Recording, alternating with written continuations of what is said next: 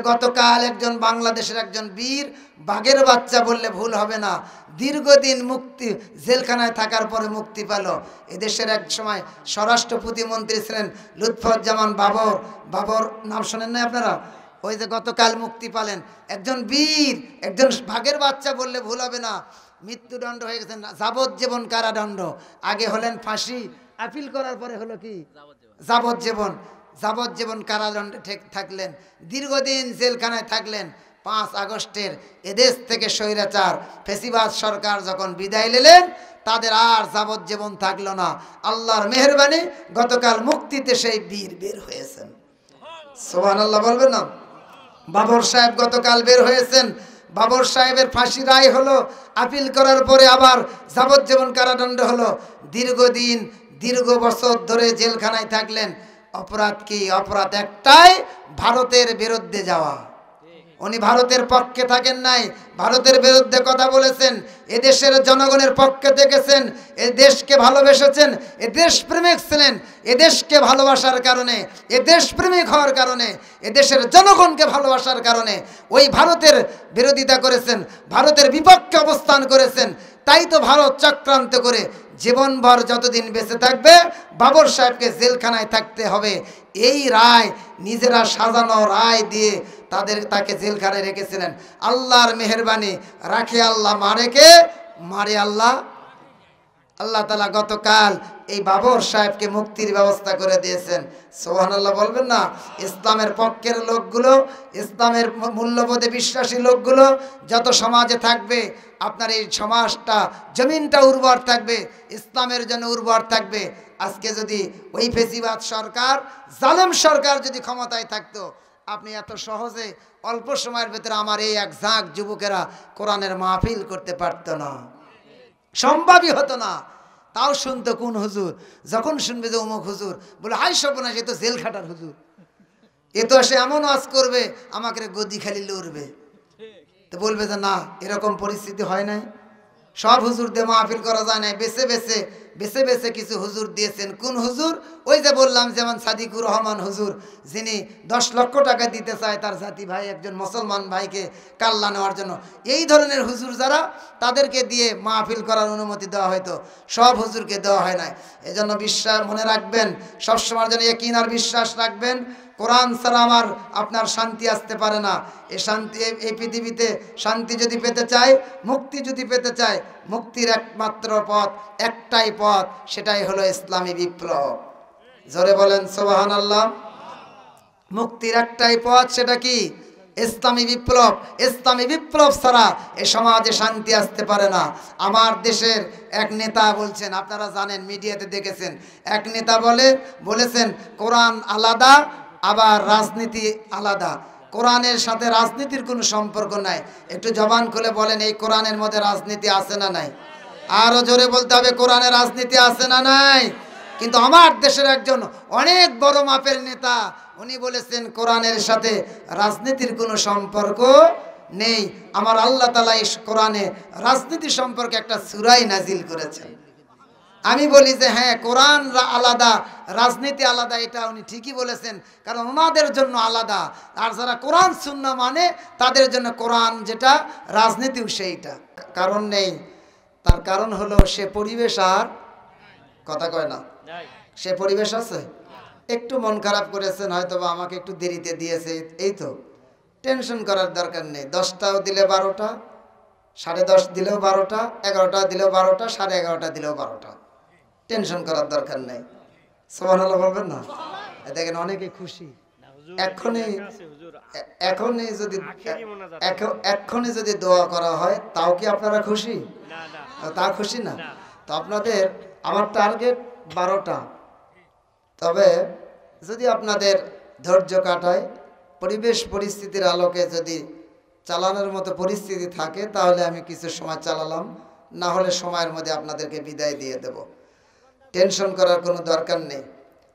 আজকে পরিবেশ উর্বর, চেয়ারম্যান মহোদয় বলে গেছেন যে আপনি কোরআন হাদিস থেকে সরাসরি কথা বলবেন, কোনো টেনশন নেই। টেনশন তো আমি কখনোই করি না।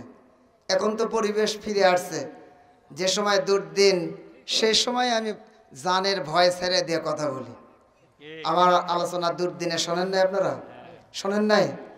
তো আমি মানে দুর্দিনের সময় কোনো ভয় পাই নাই, কারণ আমরা জেলখানায় যাওয়ার হুজুর, প্রতি সপ্তাহে 6 দিনের ভেতরে 3 দিনে কোর্টে হাজিরা দেওয়ার হুজুর, এরপরে মামলা মোকদ্দমা খাওয়া, এগুলো টেনশন আমাদের নাই।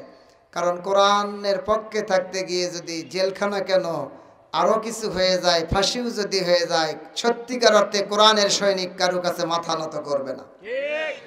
করেছেন নাকি? করেছেন? করে নাই। তা আমি তেল আওয়াজ করতেও জানি না, আর এটা আমার দ্বারা করা সম্ভব না। কেউ যদি দাওয়াত দেয় দেবে, না দিলে না দেবে, এটা নিয়ে আমার টেনশন নেই। আমি কাউকে খুশি রাখার জন্য ওয়াজ করতে পারি না। কোরআন হাদিস থেকে আলোচনা হবে, কেউ যদি বেজার হয় তো কিচ্ছু করার নেই, কেউ খুশি হলে কিচ্ছু করার নেই। কোনো দলের পক্ষেও নয়, কোনো দলের বিপক্ষেও নয়। তবে কোরআন সুন্নাহর কথা বলতে গিয়ে যদি কোনো দলের পক্ষে হয়ে যায় আর কোনো দলের বিপক্ষে হয়ে যায়, এটা আমার করারও কিছু আছে নাকি? কোরআন আমি বানাইছি। তবে একটা কথা চিন্তা করবেন, মাথায় রাখবেন, যে 15 থেকে 15 বছর 7 মাস 5 দিন যে পরিবেশটা ছিল, সেই তুলনায় আপনারা এখন বর্তমানে খুশি না বেজার? খুশির আওয়াজ এটা হয়, খুশি না বেজার? এতে কেবল বোঝা যাচ্ছে যে খুশি। খুশিতে আওয়াজ হবে জোরে। যদি থাকেন খুশি, মুখে থাকবে হাসি। উঁচু করে কাল্লা একবার বলেন তো আলহামদুলিল্লাহ, আরো জোরে, আরো জোরে। বাস, এখন বোঝা গেল যে শিবগঞ্জ এলাকার লোকজন খুশি। আপনারা যে খুশি কেবল বোঝা যাচ্ছে, কারণ আজকের এই যে পরিবেশ, এই ছেলেরা দেখেন কত কষ্ট করে যে পরিবেশ করছে, এত সুন্দর পরিবেশ। যদি আপনার আগস্টের 5 তারিখের আগে করতেন, তাহলে এই মাহফিলের অনুমতি নেওয়ার জন্য প্রশাসনের কাছে কমপক্ষে 10 জুতা যাইত, কমপক্ষে 10 জোড়া জুতা ক্ষয় হইতো। তাও যাওয়া লাগতো কার কাছে? সমাজের যারা সবচেয়ে তেলতেলা গোয়েন্দার। কথা কয় না রে?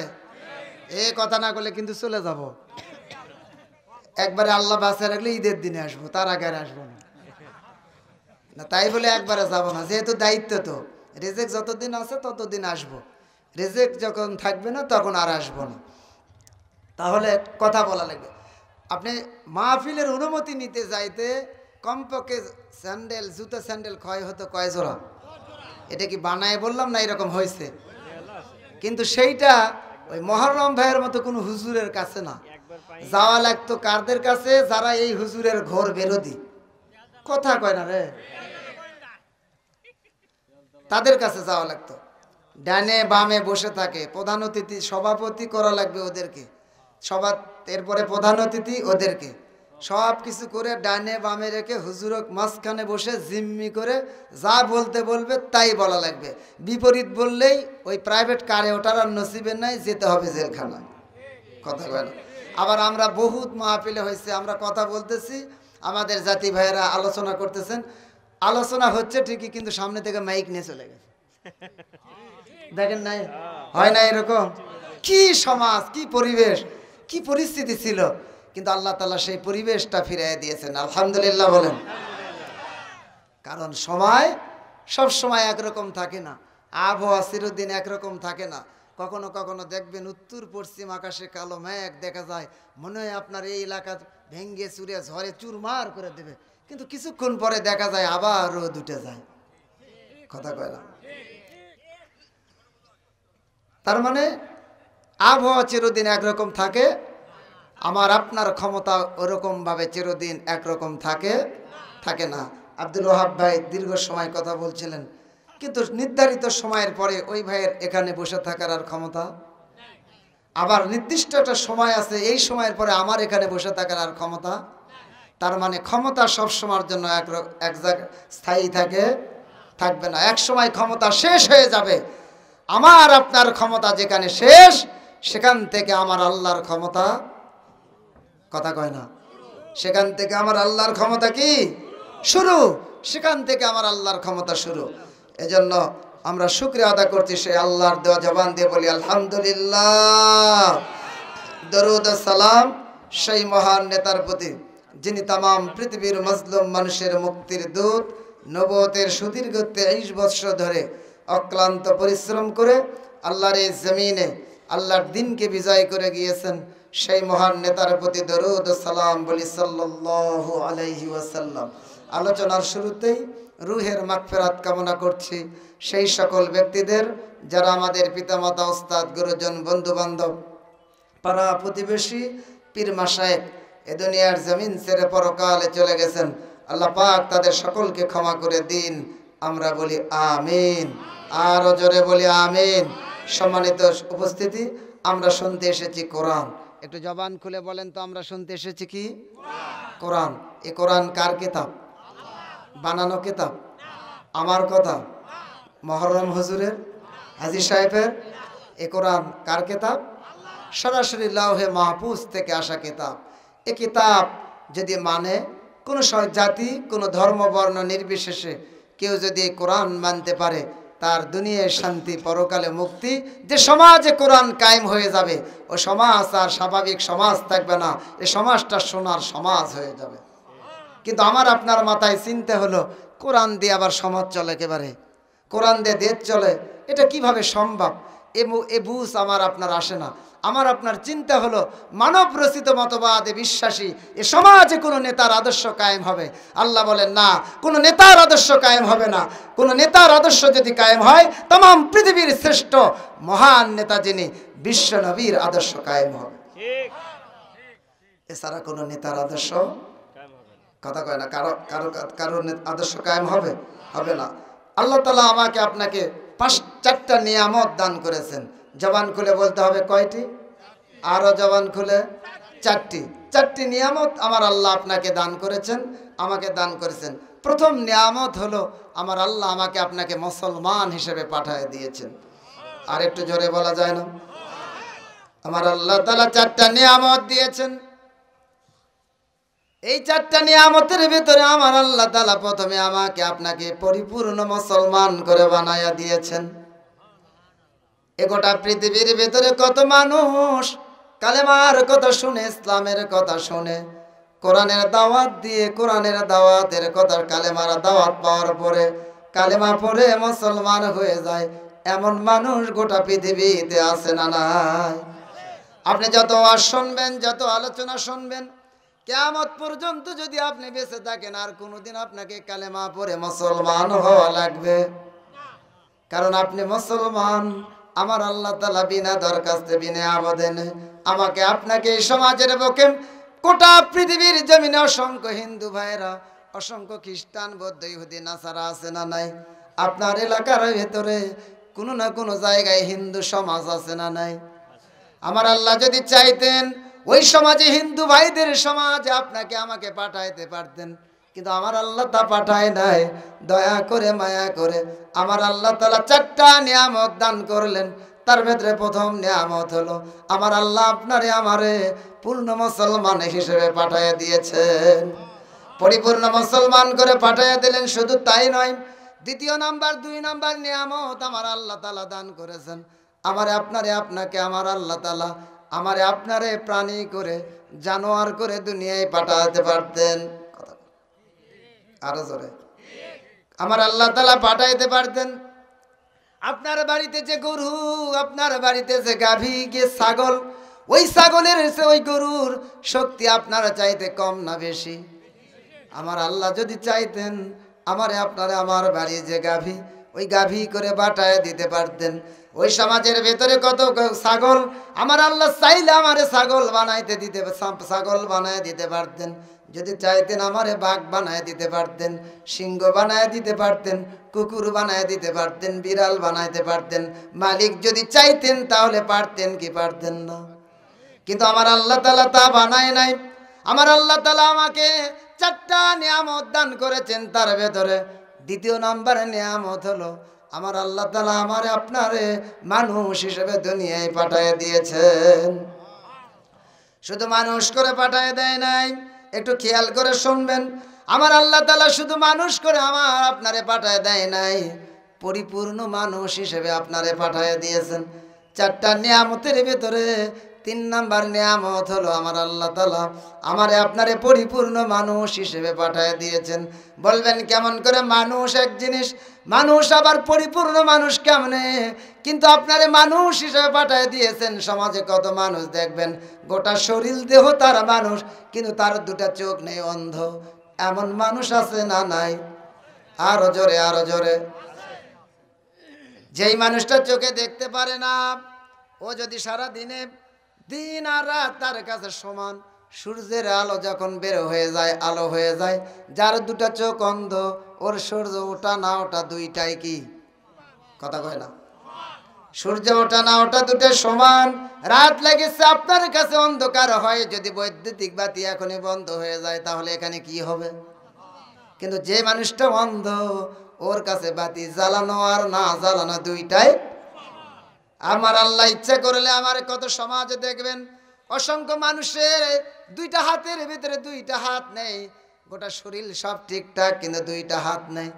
কারো আবার একটা হাত নেই, কারো দুটা পা নেই, কোনো আবার কারো আবার একটা পা নেই, এরকমটা আছে না নেই? এ সমাজে কত মানুষ দেখা যায়। আপনাদের পাশেই মহাস্থানে যাবেন দেখবেন আবার মানুষ মানুষ হিসেবে আমার আল্লাহ ওরে পাঠায় দিয়েছেন। মহাস্থান ঘরের ওপরে যান, মানুষ হিসেবে আল্লাহ পাঠাইছেন, কিন্তু দুটা হাতও নেই, পাও নেই। এরকম মানুষ সেখানে আছে না নাই? আরো জোরে বলতে হবে, আছে না নাই? আমার আল্লাহ তাআলা চাইলে আমারে দুইটা হাত আর দুইটা পা বিহীন পাঠায় দিতে পারতেন, তা তো আমারে আপনারে আল্লাহ দেয় নাই। কিন্তু ও মানুষ, ও মুসলমান, খেয়াল করে দেখেন, দুটা হাত আমার আল্লাহ চাইলে আমাকে হাত ছাড়া পাঠায় দিতে পারতেন, চাইলে আমাকে পা ছাড়া পাঠায় দিতে পারতেন, চাইলে চোখ ছাড়া পাঠায় দিতে পারতেন, একেবারে আমারে ঠসা করে বানায় দিতে পারতেন, কিন্তু দেয় নাই। আমার আল্লাহ তাআলা আমার শরীরের যত অঙ্গ প্রত্যঙ্গ সব ঠিকঠাক করে দিয়ে আমার আল্লাহ আপনারে পরিপূর্ণ মানুষ বানিয়ে দিয়েছেন। আর জোরে বলা যায় কি? পরিপূর্ণ মানুষ করে পাঠিয়ে দিয়েছেন। শুধু পরিপূর্ণ মানুষ নয়, এই সমাজের বুকে দেখবেন যাদের কান নেই, দীর্ঘ সময় পরে বয়সের কারণে অনেকে যত বয়স বেড়ে যায় আস্তে আস্তে করে কানটা আস্তে আস্তে করে ঠসা হয়ে যায়। এমন লোক আপনার এলাকায় আছে না নাই? আরো খেয়াল করে দেখেন তো, আছে না নাই?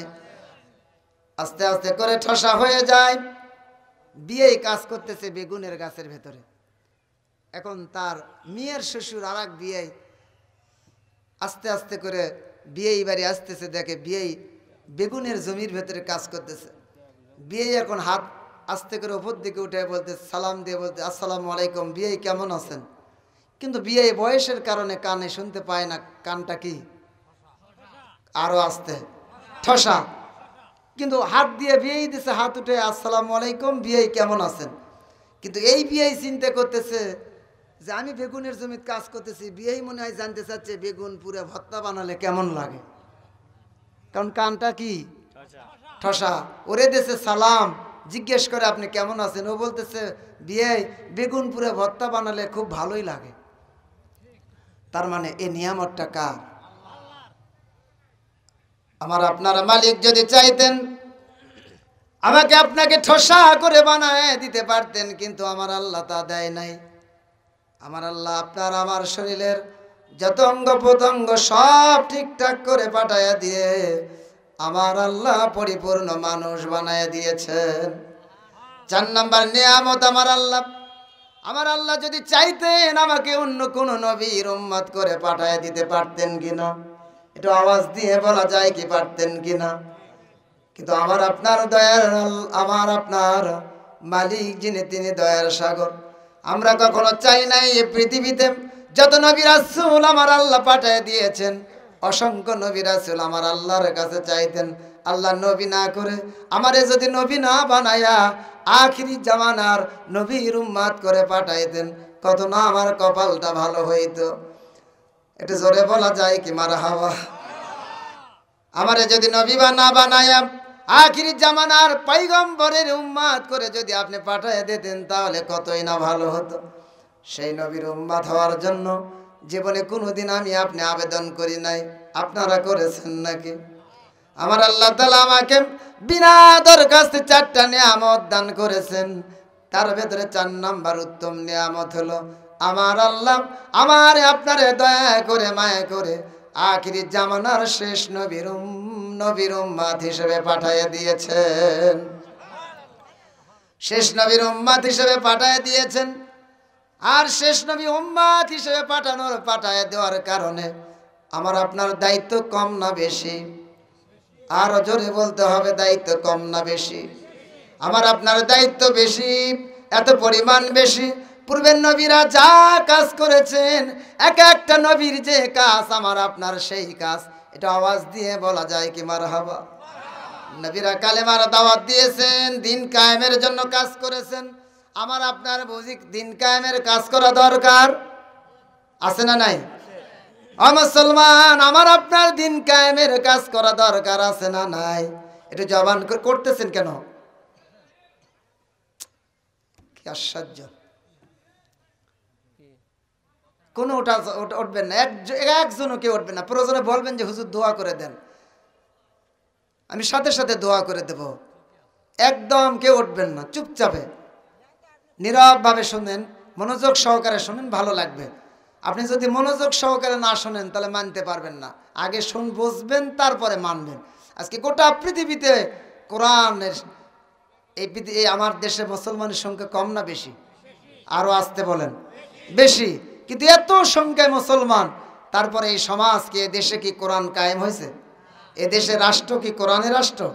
কেন? তার কারণ হলো মুসলমানের সংখ্যা অনেক বেশি, কিন্তু কোরআন বোঝে না। কোরআন না বোঝার, কোরআন বুঝনেওয়ালার সংখ্যা কম না বেশি? কোরআন বোঝার মতো লোক খুবই কম। আর কোরআন বোঝে না বিদায় কোরআনের সমাজ গড়ুক, কোরআনের রাষ্ট্র গড়ুক, এইটা চায় না। কারণ বোঝেই না, তো মানবে কেমন? এই জন্য আপনাকে আলোচনা বুঝতে হবে, আলোচনা বুঝতে হবে। এদেশের মানুষের জিকির করতে খুব ভালো পছন্দ করে, এদেশের মানুষের চিল্লা দিতে পছন্দ করে, কিন্তু কোরআন দিয়ে সমাজ চলুক, কোরআন দিয়ে দেশ পরিচালনা হোক, এইটা মেনে নিতে পারে? কথা কয় না, মেনে নিতে পারে না। এই জন্য মনোযোগ সহকারে শুনবেন, এদিক সেদিক কোথাও যাওয়া ধরে কোনো দিকে খেয়াল করবেন না, চুপচাপে বসে যাবেন। প্রয়োজনে বলবেন দোয়া করে দেন, আমি দোয়া করে দেব।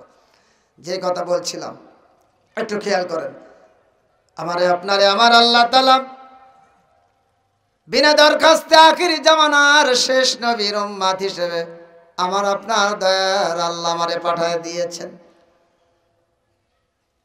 শেষ নবীর উম্মত হওয়ার কারণে আমার দায়িত্ব কম না বেশি? আর দায়িত্বটা এত বেশি, নবীর যে কাজ সেই কাজ আমার করা লাগবে, নবীওয়ালা কাজ আমার আপনার দ্বারা করতে হবে। একটু আওয়াজ দিয়ে বলা যায় কি মারহাবা? নবী যা কাজ করেছেন আমাকে তাই করতে হবে। নবী কালেমার দাওয়াত দিয়েছেন, নবী ইসলামের জন্য লড়াই করেছেন, সংগ্রাম করেছেন, নবী ইসলামের জন্য যুদ্ধের ময়দানে যুদ্ধ করেছেন, নবী ইসলামের জন্য ঘর ছাড়া বাড়ি ছাড়া নবী হিজরত করে মক্কা থেকে মদিনায় গিয়েছেন, নবী ইসলাম কায়েমের জন্য জেলখানায় গিয়েছেন। ইসলাম যারা মানবে, কালেমা যারা মানবে, কালেমার দাওয়াত যারা দেবে, নবীর পথে যারা চলবে, কোরআন যারা কায়েমের জন্য কাজ করবে, এই সমস্ত মানুষগুলোকে জেলখানায় যাওয়া লাগবে। কথা কয় না? গত 16টা বৎসরের দিকে খেয়াল করেন, কোরআনের পক্ষে যারা থেকেছেন তারা জেলখানায় গিয়েছেন কিনা? শুধু জেলখানায় যায় নাই, কোরআনের পক্ষে থাকার কারণে জেলখানায় থেকে থেকে নিজেদের মতো করে আইন তৈরি করে তাদেরকে ফাঁসির কাস্টে ঝুলাইয়াছেন, জীবন দিয়েছেন, শহীদ হয়েছেন। তথাপি ইসলামের পক্ষে, ইসলাম ছেড়ে দিয়ে, কালেমা ছেড়ে দিয়ে, কোরআনের পথ ছেড়ে দিয়ে ওই জাহেলদের কাছে কখনো মাথা নত করে না। করেছেন? এক সময়ের জন্য, এক মুহূর্তের জন্য করে নাই। এজন্য পূর্ণ মুসলমান, পরিপূর্ণ মুসলমান যদি হই, তাহলে আমার আপনাকে কালেমার পথে থাকা লাগবে, ইসলামের পথে থাকবেন। জাহেলের কাছে কোনোদিন মাথা নত করা যাবে? জাহেলের কাছে মাথা নত করা যাবে না। আপনার আমার সমাজের বুকে, আপনার আমার মাথায় ছিল স্বৈরাচার। 15 থেকে 16 বৎসর কোরআনের কথা বলতে পারে নাই, খোলা মনে বলতে পারে নাই, আমিও বলতে পারি নাই, কোনো হুজুর বলতে পারে নাই। কোরআনের কথা যা সঠিক যদি মানুষের সামনে হয়, এক শ্রেণীর মানুষের গায়ে অ্যালার্জি বেড়ে যাইতো, সাথে সাথে হুজুরকে জেলখানায় নিয়ে যাওয়া হইতো। মুসলমান আজকে খেয়াল করেন তারা কোথায় কোথায় আছে নাকি? হায় হায় সর্বনাশ, এক এক নেতার হুন্ডার ভনভনি দেখলে আমাদের মতো হুজুরের দিশেই পাওয়া যায় না। সমাজের যত আলেম ওলামা, যত আল্লাহওয়ালা মানুষ সব একেবারে নুরুসুরু একবারে মাথা নত করে নিচু হয়ে চলতো। আর এই সমাজের যত চোর ডাকাত বদমাইশ হাইজাকার সব বুক টান টান করে ঘুরতো। কথা কয় না, খালি তিনজন কয় ঠিক। অনেকে চিন্তা করতেছে ঠিক বলে আবার কোন বেকায়দায় পড়ি, আবার যদি ক্ষমতায় আসে। না আসুকই তো, আসুক, সমস্যা কি? আসলে সমস্যা কি? টেনশন করার দরকার নেই। মুসলমান ইমানদার কোন সময়ের জন্য জাহেলকে দেখে ভয় পাবে কখনো নাই, কোন সময়ের জন্য ভয় পাবে না। ওই আবু জেহেল আবুল আহাব ঘোষণা দিয়েছেন, যাও কে পারো নবীর মাথা কেটে নিয়ে আসো।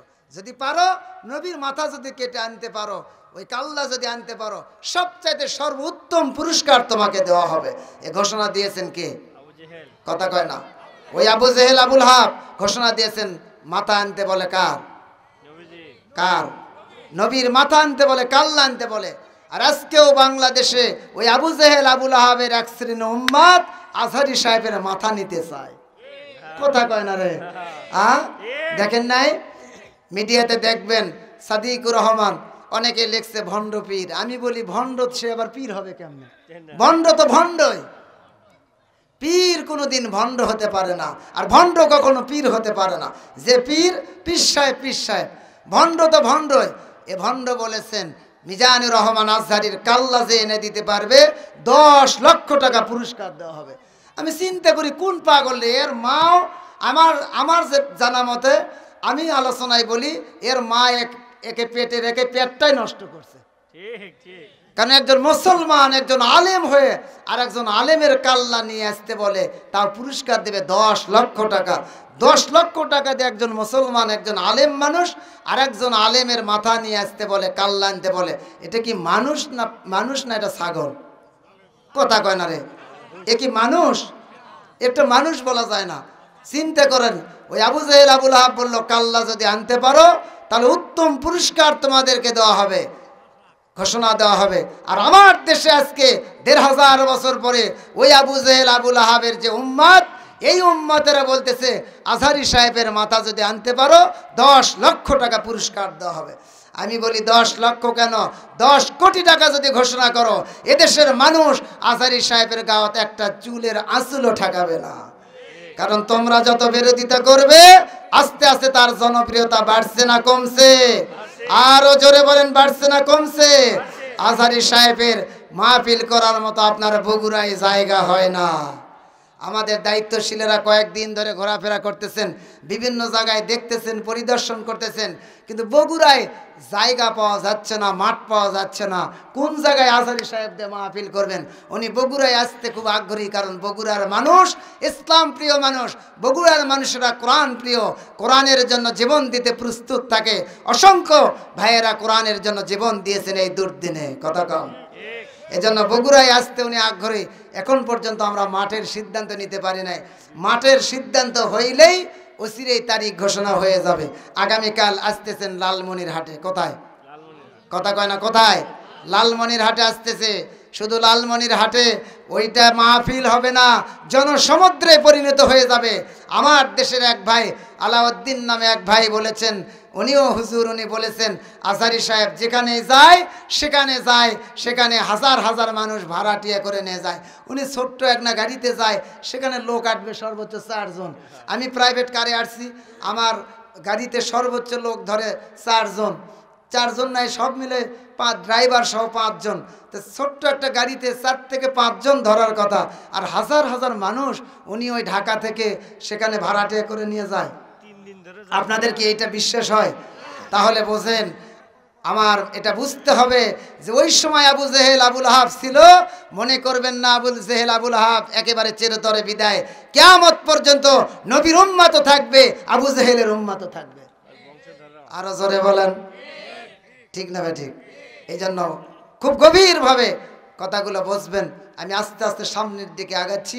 আমার আপনার দায়িত্ব কি, আমার আপনার করণীয় কি, আমার আল্লাহ আমাকে নিয়ে আসছেন কেন, দুনিয়াতে পাঠাইছেন, আমার করার কি দরকার, আমি করছি কি, আমার আল্লাহ তাআলা আমাকে কি শুধু জিকির করার জন্য পাঠাইছেন? কথা কয় না, শুধু জিকির করার জন্য? সত্যিকার অর্থে আল্লাহর ওলিদের জীবনী পড়েন, শুধু কি তারা জিকির করেছেন? মুজাদ্দিদের ভূমিকা পালন করেছেন। এ সমাজে কেমনে কুসংস্কার দূর হবে, কেমনে শিরক বিদআত দূর হবে, কেমনে ইসলাম কায়েম হবে, এ সমস্ত কাজ করেছেন আল্লাহর ওলিরা। প্রকৃত আল্লাহর ওলিরা মাঠে ময়দানে লড়াই করেছেন দিনকে কায়েম করার জন্য।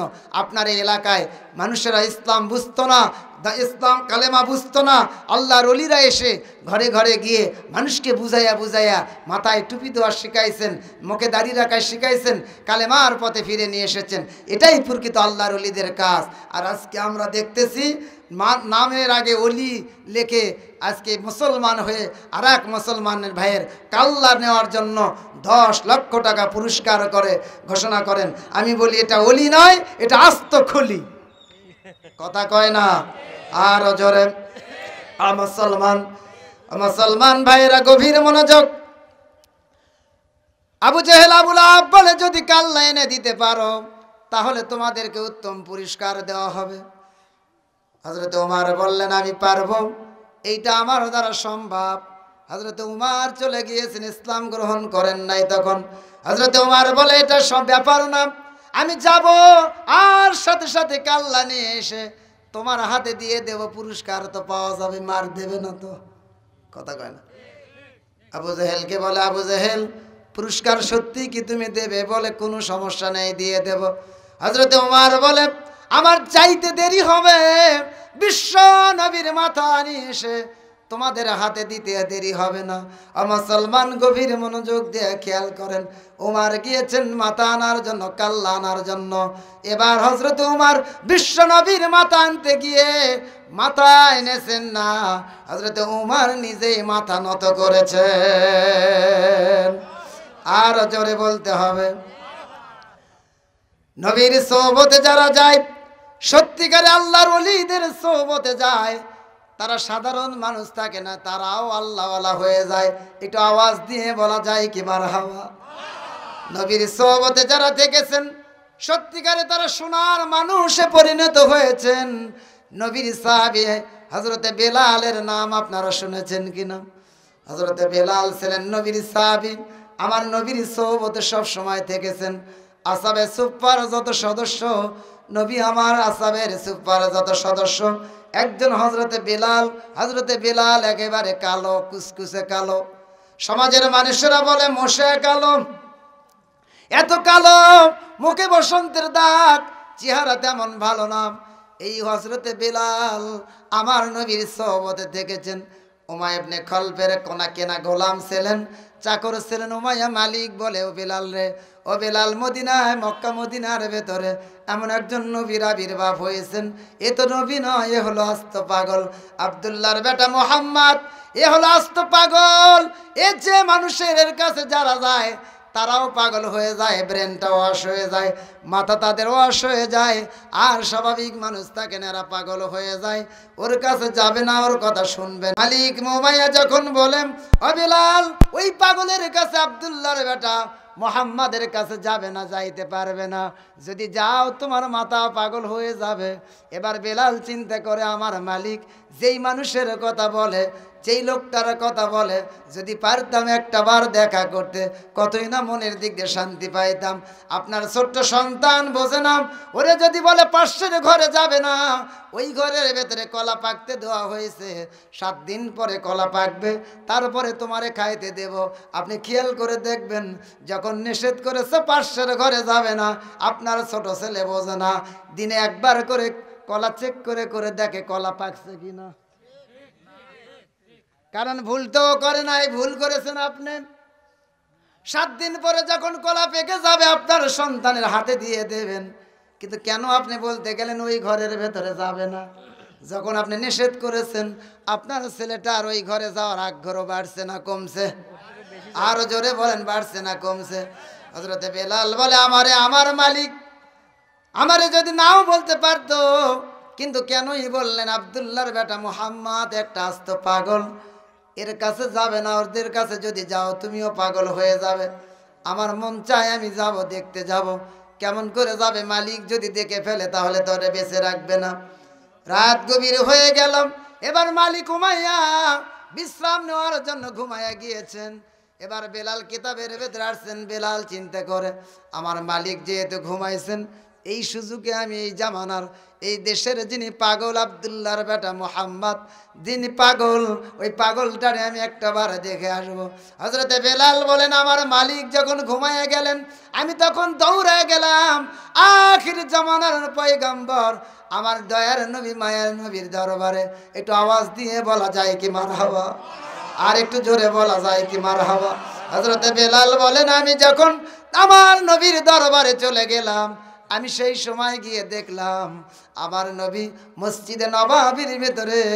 ওই সময় আমার নবী এখনো হুজরায় যায় নাই, শত শত সাহাবীদের সামনে বয়ান করতেছেন। আর একটু জোরে বলা যায় কি? আমার নবী বয়ান করছেন। আমি আস্তে করে ওই যে পাশের একটা কর্নারে আস্তে করে বসে গেলাম। সামনের দিকে আমি গেলাম না, যেহেতু আমি আমারে চেনে না, নবী আমারে চেনে না, নবী আমিও নবীরে তেমন চিনি না। জীবনে প্রথম দেখলাম। আস্তে করে একেবারে কর্নারের দিকে বসে গেলাম। যেহেতু আমার চেহারা খুব ভালো না, কালো মানুষ, আমার মুখে বসন্তের দাগ, এই চেহারা নিয়ে আমি সামনের দিকেও তেমন গেলাম না। কিন্তু আমি পাশেই বসে ওই কর্নারের দিকে বসে যখন আমি নবীর আলোচনা শুনছিলাম, নবুয়তি জবান থেকে আমি যখন আলোচনা শুনছিলাম, হযরতে বেলাল বলে, আমি যখন আমার নবীর নবুয়তি জবান থেকে আলোচনা শুনতে লাগলাম, আমি খেয়াল করে দেখলাম আমার নবীর জবান থেকে যে আলোচনাগুলো হয় আর যে আলোচনাগুলো সেখানে চলছে, ওই আলোচনা শুনে যেন আমি চিন্তা করলাম আর ভাবলাম, আমার নবী, আমার মালিক উমাইয়া, আমার মনিব উমাইয়া আমাকে বলেছেন আব্দুল্লাহর বেটা মোহাম্মদ পাগল। না না, আমি আলোচনা শুনে যেইটা দেখলাম, চেহারার দিকে তাকায় যেটা দেখলাম, আখির জামানার নবী পাগল নয়, আমি বেলাল যেন ইসলামের জন্য পাগল হয়ে গেলাম। আর একটু জোরে বলা যায় কি? আমি যেন পাগল হয়ে গেলাম। আমি নবীর আলোচনা শোনার পরে আমি বলতে লাগলাম, ইয়া রাসূলুল্লাহ, ইয়া হাবিবাল্লাহ, আপনি আমারে কালেমা পড়ে মুসলমান বানায়া দেন। বলে, তোমার পরিচয় কি? বলে, আমি হাবশী গোলাম, আমি উমাইয়ার গোলাম, আমি হযরতে বেলাল। তোমার মনিব কি এখানে জানে তুমি এসেছো? বলে, না, আমার মনিব যদি জানে আমারে আসতে দেবে না। আপনি নাকি একটা পাগল, আপনার কাছে আসা যাবে না। আমার মালিক আমারে বারবার বলে, আমি মালিকের চোখে ফাঁকি দিয়ে এসেছি। আল্লাহর নবী বলে, বেলাল রে, তুমি যদি কালেমা পড়ো রে বেলাল, তোমারে তো আর মনিব তোমারে নেবে না, তোমারে পিটায় বের করে দেবে, তোমারে আঘাত করবে। হযরতে বেলাল বলে, ইয়া রাসূলুল্লাহ, ইয়া হাবিবাল্লাহ, আমি জানি আপনার আলোচনা শোনার পরে যতটুকু আমি শুনতে পেরেছি, বুঝতে পেরেছি, ইসলাম মানার কারণে কালেমা গ্রহণ যদি আমি করি তাহলে আমার স্বাভাবিক জীবন যাপন করতে পারবো না। আমার মনিব আমারে আঘাত করবে, পিটন দেবে, আমারে বন্দি করবে, আমারে মেরেও ফেলতে পারে। ইয়া রাসূলুল্লাহ, ইয়া হাবিবাল্লাহ, আমার মনিব মায়া যদি আমারে আঘাত করতে করতে মেরে ফেলে দেয়, আমার জীবনটা যদি শেষ করে দেয়, তথাপি আমি রাজি হয়ে যাব, কিন্তু আপনার দিনের নবীর দরবার আমি কালেমা না পড়ে যেতে রাজি নই। আর একটু জোরে বলা যায় কি মারহাবা? মুসলমান কালেমা পড়েছেন সেই বেলাল আমার নবীর সোহবতে থেকেছেন। যেই কথা থেকে এদিকে আসলাম, যদি আপনি নবীর সোহবতে থাকেন, আমার নবীর অনুসরণ করেন, আল্লাহওয়ালাদের সোহবতে আপনি থাকেন, আপনার সম্মান মর্যাদা কেমনে বাড়ায় যাবে। নবী আমার মেয়েরাজে গিয়েছেন, আমার আব্দুল ওহাব ভাই আপনাদের সামনে মেয়েরাজের আলোচনা করেছেন, আমি ওদিকে আর যে যাব না। আমার নবী মেয়েরাজে গিয়েছেন, মেয়েরাজ থেকে ফিরে এসে আমার নবী বর্ণনা করেন, আমার আসমান দেখানো হয়েছে, আমার জান্নাত দেখানো হয়েছে, জাহান্নাম দেখানো হয়েছে। আমি যখন আমার আল্লাহর আরশে আজিমে গেলাম, সেই সময় আমার সাথে কেউ নেই, শুধু আমার আল্লাহ আর আমি আখিরি জামানার নবী। কিন্তু আমি কেন যেন আমার ডানে অথবা বামের দিকে আস্তে আস্তে করে আমি আওয়াজ শুনতে পাই, আমার বেলাল, হাবশী গোলাম আমার বেলাল, আমার বেলালের পায়ের আমি যেন কেন যেন আওয়াজ শুনতে পারলাম। একটু জোরে বলা যায় কি মারহাবা? আমার নবী বলেন, আমি ওই সময় মেরাজে গিয়ে আর সে আজিমে গিয়ে আমার বেলালের পায়ের আওয়াজ শুনতে পারলাম। হযরতে বেলালের চেহারা তেমন ভালো না, কালো কুৎসি ধাপসি গোলাম, কিন্তু বেলালের কণ্ঠে বেলালের পায়ের আওয়াজ মেয়েরাজে গিয়ে আমার নবী পাইছেন। এটা নবীর বিরোধী হওয়ার কারণে, নবীর না নবীর পক্ষে থাকার কারণে, নবীর অনুসরণ করার কারণে, আমার নবীর সোহবতে থাকার কারণে হযরতে বেলাল বাড়ি ছেড়েছেন, গাড়ি ছেড়েছেন, এত কষ্ট করেছেন, ওদিকে যাব না। বেলাল যখন কালেমা গ্রহণ করেছেন, ও বেলাল যখন তার মালিকের কাছে ফিরে গিয়েছেন, মালিক বলে বেলাল রে, ও বেলাল, মালিক বলে বেলাল রে, তোমার গত রাত আমি কি নিষেধ করেছি তোমার কি মনে আছে? বেলাল বলে মালিক, ও মালিক, আপনি নিষেধ করেছেন, কিন্তু আপনি যা বলেছেন আপনার বর্ণনাটা সঠিক হয় নাই। আপনি বলেছেন আব্দুল্লাহর বেটা মোহাম্মদ আজ তো পাগল, তার কাছে যাবে না, তোমারে পাগল বানাইবে। কিন্তু আমি গিয়ে দেখলাম, আমি যেটা বুঝতে পারলাম, যে গিয়ে যেটা দেখলাম, ওই আব্দুল্লাহর বেটা মোহাম্মদ আখিরি জামানার পয়গাম্বর। উনি যে কথাগুলো বলেন এইটা কারো বানানো কথা নয়, ওনার কোনো বাপ দাদার কথা নয়, ওনার জীবনের কোনো কিচ্ছা নয়, আসমান আর জমিনের যিনি মালিক সেই আল্লাহর কথা। আর জোরে, আর জোরে। আসমান আর জমিনের যিনি মালিক সেই আল্লাহর কথা উনি প্রচার করেন। সেই কথা আমি গিয়ে যখন শুনলাম, আমার যেটা মনে হইল, ওই মানুষটার, ওই মহামানবের কাছে যারা যায় নাই, দূর থেকে বিরোধিতা করে, ওই মানুষগুলো যদি ওই মহামানবের কাছে যায়, আমার বিশ্বাস যারা বিরোধিতা করে তারাও কালেমা পড়ে মুসলমান হয়ে যাবে। ওমায়া চমকে উঠেছেন, আশ্চর্য বাবা, তার মানে তুই গেছিস নাকি রে? এ তুই কি গেছলি নাকি? মালিকের মাথা গরম না ঠান্ডা? আরো আসতে, কেরে তুই গেছলি নাকি? আশ্চর্য কথা, তুই কি গিয়েছিস?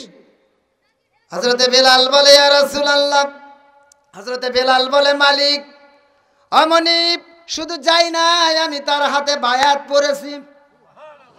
সুবহানাল্লাহ। কোন আমার আপনার মতো ঈমান?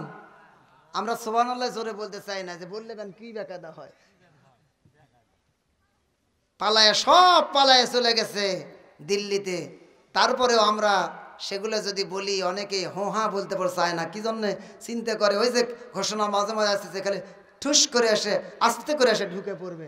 অনেকে চিন্তা করে আস্তে করে এসে যদি আবার যদি চেয়ারে বসে যায়, চিন্তা করেন, এখনো এরকম চিন্তা আছে না নাই? আরে আশা তো দূরের করা, নিজেই সামলাতে পারতেছে না, নিজেই সামলাতে পারতেছে না, নিজের জীবনটাই বাঁচতেছে না, কেউ জায়গা নিচ্ছে না। কত সময় ধরে হেলিকপ্টারে খালি ঘুরছে আর ঘুরছে, কেউ জায়গা দেয় না, বলে না চলে যাও, চলে যাও, হবে না, জায়গা হবে না। তার মানে ইসলাম বিরোধী যদি হন, আলেম ওলামা বিরোধী হবেন, আপনার গোটা সমাজে কোথাও জায়গা হবে না।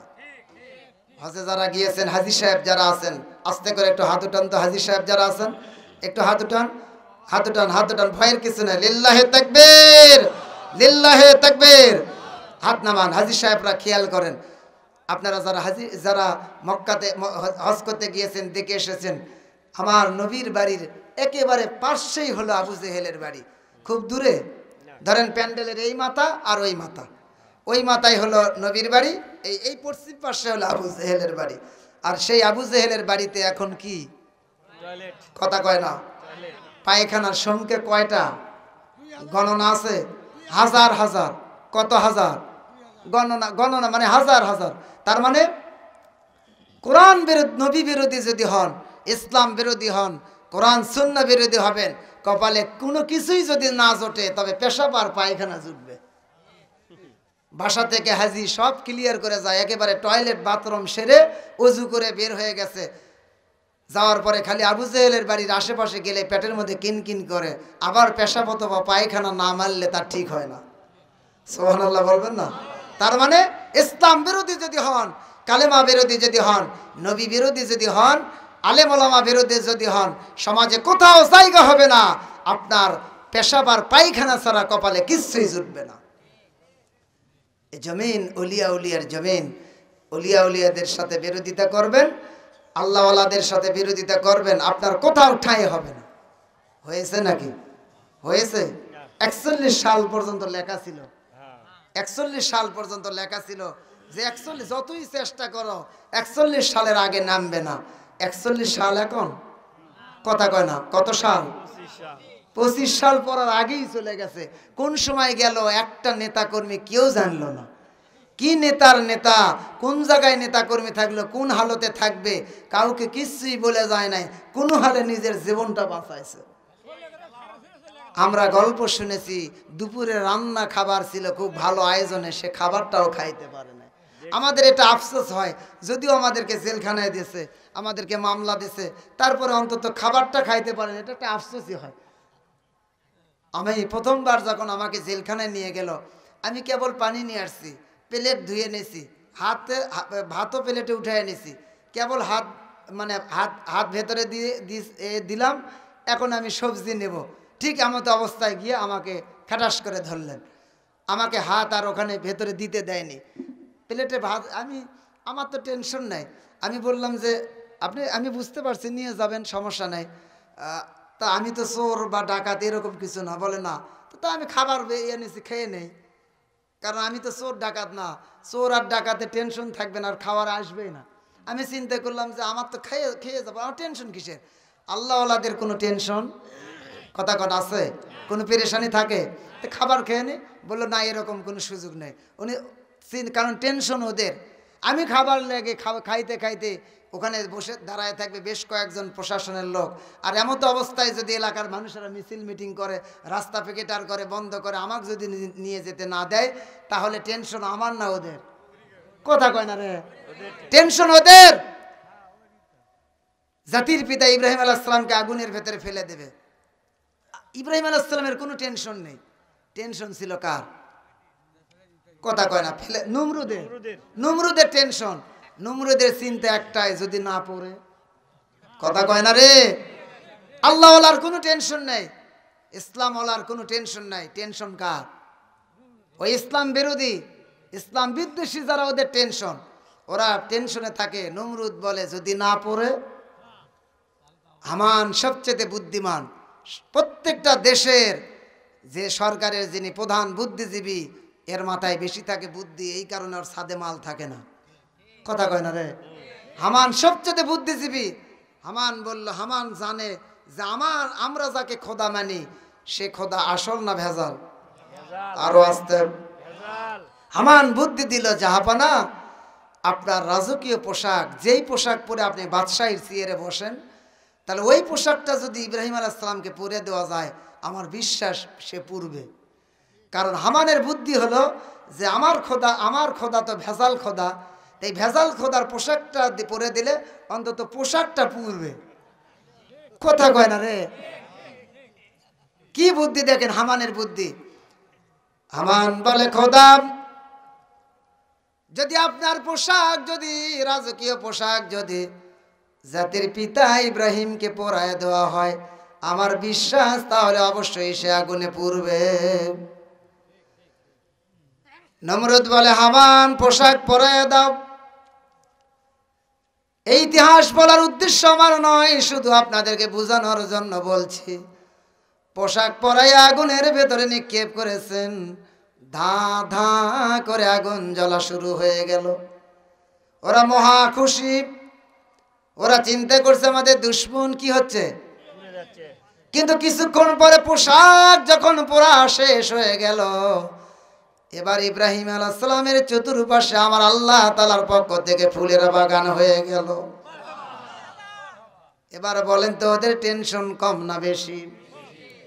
ওদের টেনশন আরো বেশি বেড়ে গেল।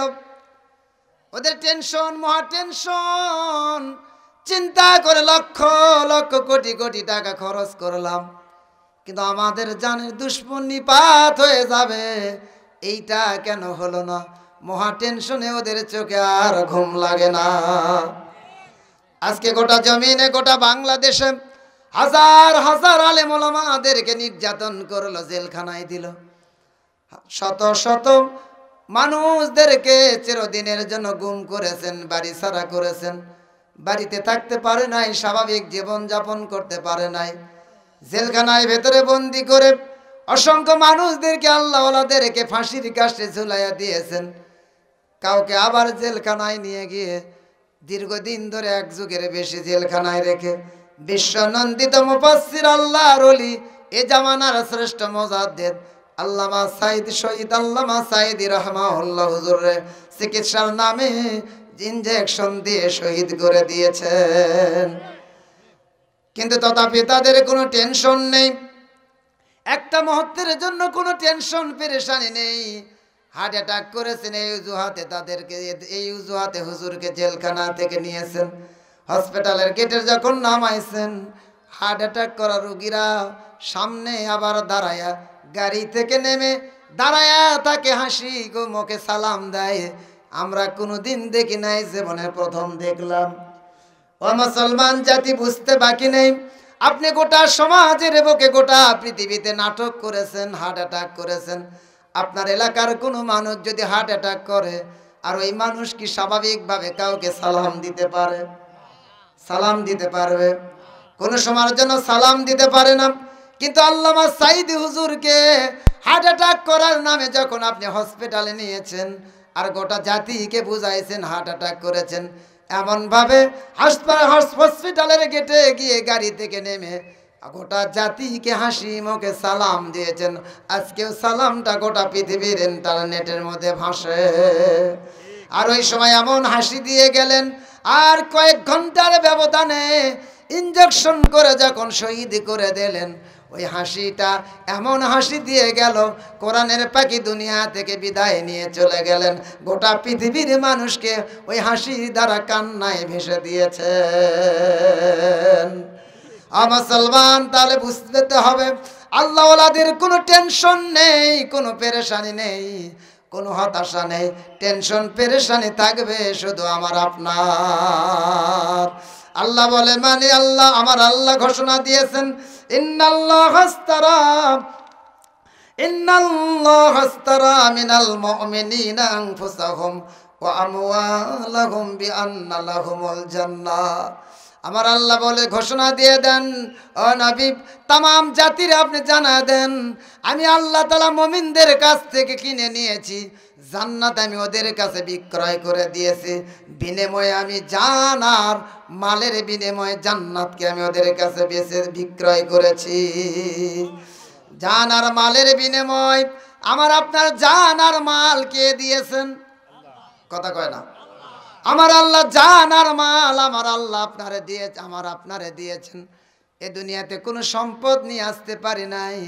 দুনিয়াতে যখন আমি আসছি উলঙ্গ অবস্থায় আসছি, পোশাক পরে আসতে পারি নাই। আপনার এলাকার একটা সন্তান আপনি দেখাইতে পারবেন না, মায়ের পেট থেকে দুনিয়ায় আসছেন, কিন্তু একটা প্যান্ট পরে, অন্তত হাফ প্যান্ট পরে দুনিয়াতে আসছেন। এমন নজির গোটা পৃথিবীতে আছে নাকি? তার মানে উলঙ্গ অবস্থায় আসলাম, পোশাক ছিল না। আমার আল্লাহ তাআলা সেখান থেকে আমাকে আপনাকে পোশাক দান করেছেন। আস্তে আস্তে করে মায়ের পেট থেকে, মায়ের কোলে আমাকে বড় করেছেন। আস্তে আস্তে করে মায়ের কোলে আমি আস্তে আস্তে করে এমন বড় হয়ে গেলাম, আমার মা বুঝতেও পারে নাই কোন দিনে কোন সময় কত ইঞ্চি বড় হয়ে গেলাম। আমি যখন মায়ের পাশে দাঁড়াই, আমার মায়ের চাইতে আমি এখন লম্বা। কথা কয় না। আমাকে লালন পালন করতে গিয়ে মা আস্তে আস্তে করে ছোট হয়ে গেল। যে সন্তানটা লালন পালন করলো, আস্তে আস্তে করে মায়ের থেকে সন্তান বড় হয়ে গেল, কিন্তু মা বুঝতে পারে নাই কোন দিনে কত ইঞ্চি বড় হয়ে গেলাম। আমার আল্লাহ তাআলা আমাকে বড় করলেন। আমার আল্লাহ ঘোষণা দিয়ে দেন, ও দুনিয়ার মানুষেরা শুনে রেখে দাও, ও নবী আপনি জানায় দেন, ইন্নাল্লাহা আশতারা মিনাল মুমিনিনা আনফুসাহুম ওয়া আমওয়ালাহুম বিআন্না লাহুমুল জান্নাহ। ও নবী আপনি ঘোষণা দিয়ে দেন, প্রকৃত মুমিন তো তারাই যেই মুমিনদের জান আর মালের বিনিময় আমি আল্লাহ তা আমার আল্লাহর পক্ষ থেকে জান্নাত কিনে নিতে পারবে। তাদের দিন কায়েমের জন্য যখন যেভাবে প্রয়োজন জানটা দিয়ে দেবে, মালটাও দিয়ে দেবে। যখন জানের প্রয়োজন জান দিয়ে দেবে, মালের প্রয়োজন মাল দিয়ে দেবে। আমার সম্পদ আমার আল্লাহ দিয়েছেন, জানটাও আমার আল্লাহ তাআলা দিয়েছেন। জান আর মালের আপত্তি করার আমার আপনার কোনো সুযোগ, আরো জোরে বলতে হবে। তাই তো যারা ইসলামের পক্ষে জীবন দিয়েছেন, জান আর মাল দিয়েছেন, এক চুল পরিমাণ আপত্তি করে নাই। এক চুল পরিমাণ দ্বিধা করে নাই। নবীর প্রতি যদি, নবীর সোহবতে যদি থাকেন, নবীরে যদি অনুসরণ করেন, নবীরে ভালোবাসেন, তাহলে আমার রাস্তায়, আমার আল্লাহ রাস্তায় বিলীন করে দেওয়া লাগবে। এ এক চুল পরিমাণ কোনো আপত্তি করা যাবে? আরো জোরে বলতে হবে, আপত্তি করা যাবে না। যারা আমার আল্লাহর পক্ষ থেকে জান্নাতকে কিনে নিতে চান জান আর মালের বিনিময়ে, তাদের লক্ষণ কি হবে, চিহ্ন কি হবে? আমার আল্লাহ ঘোষণা দিয়েছেন, নবী গো, ইউকাতিলুনা ফি সাবিলিল্লাহি, তারা আমি আল্লাহর পথে লড়াই করবে। ওরা আমি আল্লাহর পথে লড়াই করবে, সংগ্রাম করবে। আর ওরা ফায়াকতুলুনা ওয়া ইউকতালুন, ওরা মারে আর মরে। ওরা আমার আল্লাহর পথে লড়াই করবে, আমি আল্লাহর পথে সংগ্রাম করে লড়াই করে। ওরা মারে এবং মরে। ওরা শুধু মরবে না, ওরা মারবেও। যারা আল্লাহর পথে লড়াই করে ওরা নিজেরাও মরবে, ওরা মারবে, আবার নিজেরাও কি হবে, মরে যাবে। ইসলামের পথে যারা সংগ্রাম করেছেন, খেয়াল করে দেন, তারা নিজেরাও মরে, আবার যুদ্ধের ময়দানে যারা নবীর সাহাবীরা যুদ্ধ করেছেন, খালি নবীর সাহাবীরা সব কি যুদ্ধের ময়দান থেকে ফিরে আসতে পেরেছেন? সাহাবীরা শহীদ হয়েছেন। আবার যারা ইসলাম বিরোধী, যারা কাফের, ওদের ভেতর থেকে ওখানে নিহত হয়ে গেছেন। এরকম নজির আছে না? তার মানে ওরা মারে, ওরা মরে। ওরা শুধু মরবে না, ওরা মারবে, কাফেরদেরকে নিহত করবে, নিজেরাও শহীদ হয়ে যাবে। এরাই তো প্রকৃত মুমিন, এরাই জান্নাত। এরা জান্নাত কিনে নেবে জান আর মালের বিনিময়। জান আর মালের বিনিময়ে জান্নাত কিনে নেবে কারা?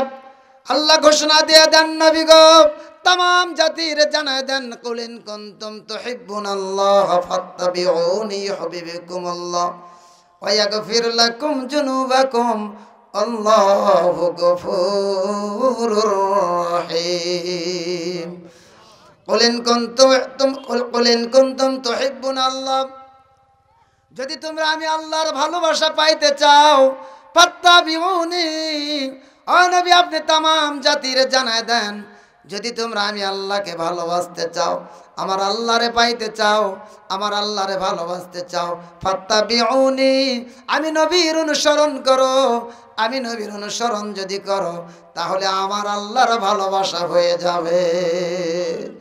আর আমার আল্লাহর ভালোবাসা এত গভীর, এত প্রশস্ত, ইয়াগফির লাকুম যুনুবাকুম আল্লাহু গফুরুর রহিম।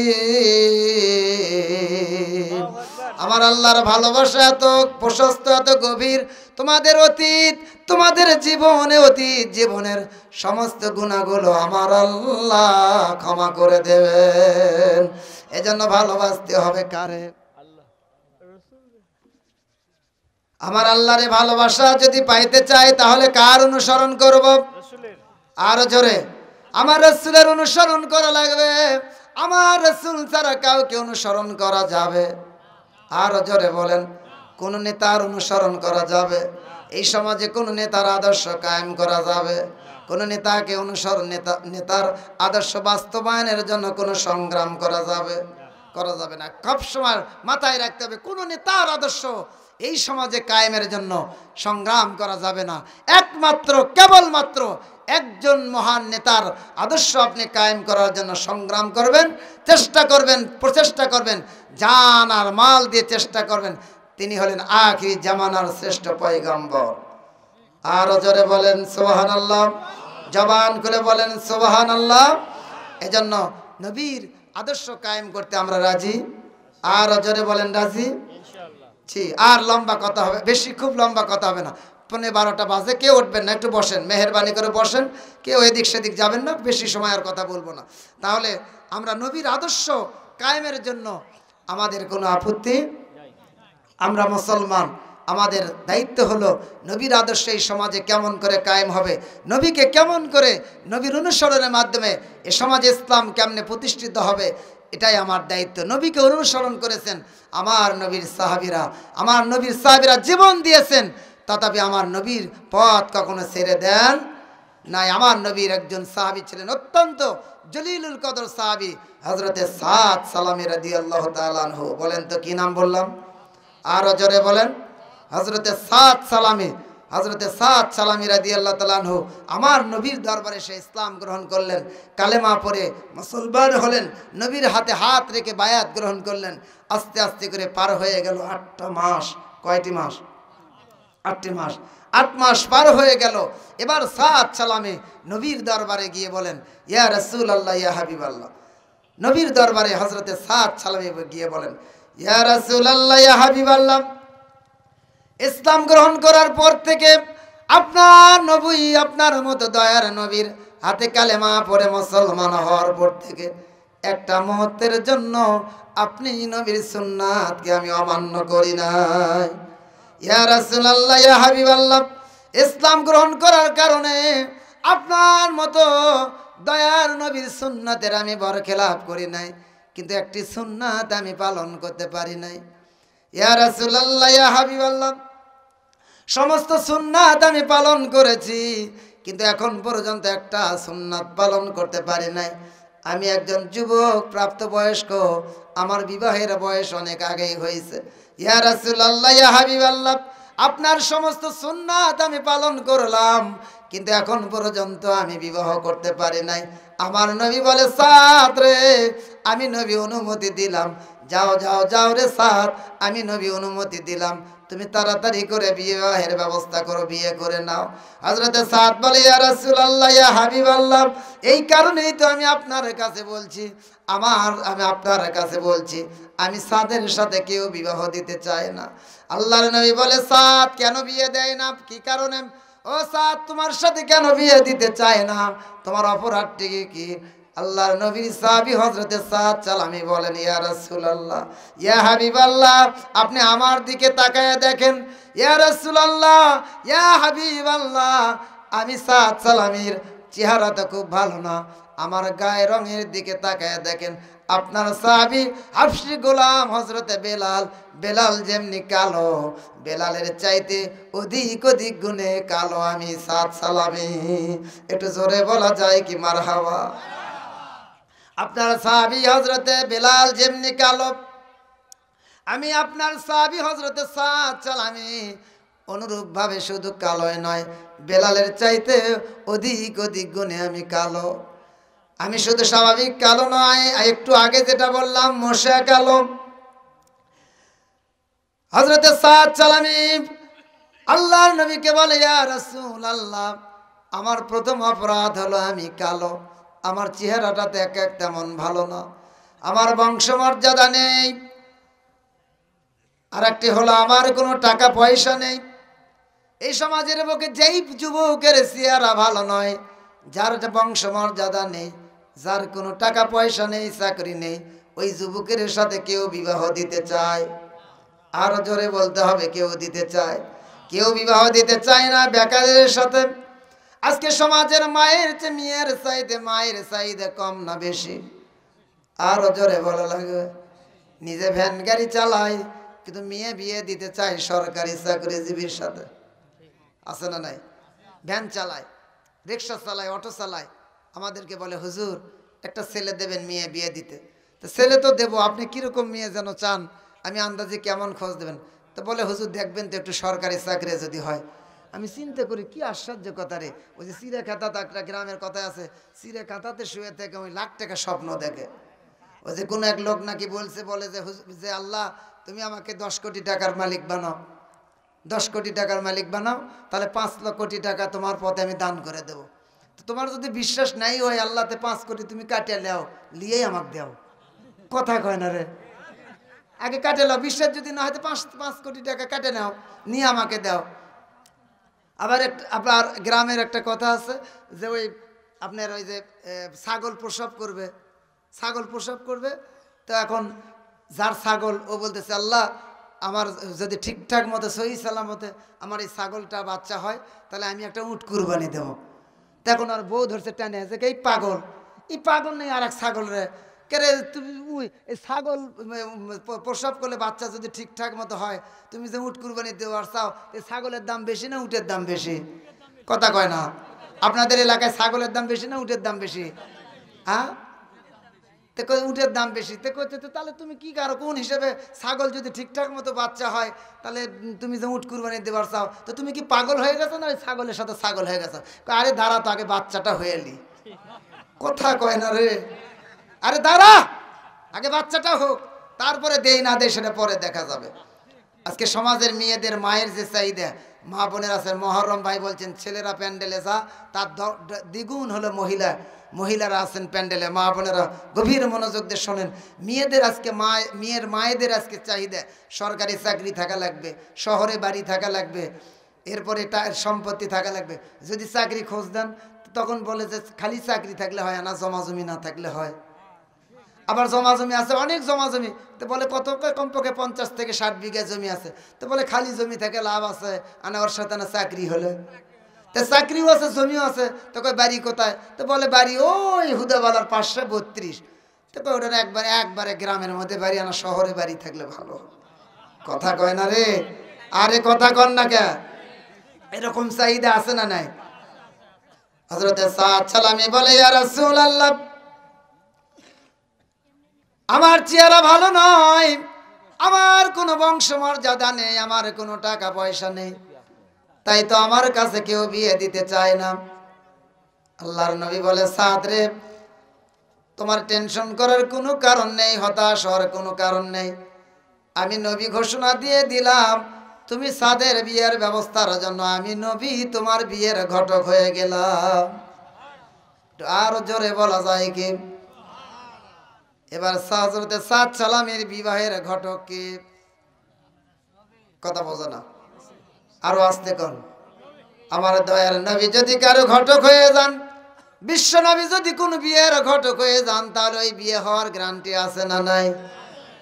নবী বলে সাদ রে, যাও আর কোনো দেরি করবে না, আমি তোমার একটা চিঠি লিখে দিলাম, এই চিঠিটা তুমি আস্তে করে নিয়ে যাবে, চিঠিটা তোমার পকেটে করে নিয়ে যাও অথবা হাতে ধরে নিয়ে যাও।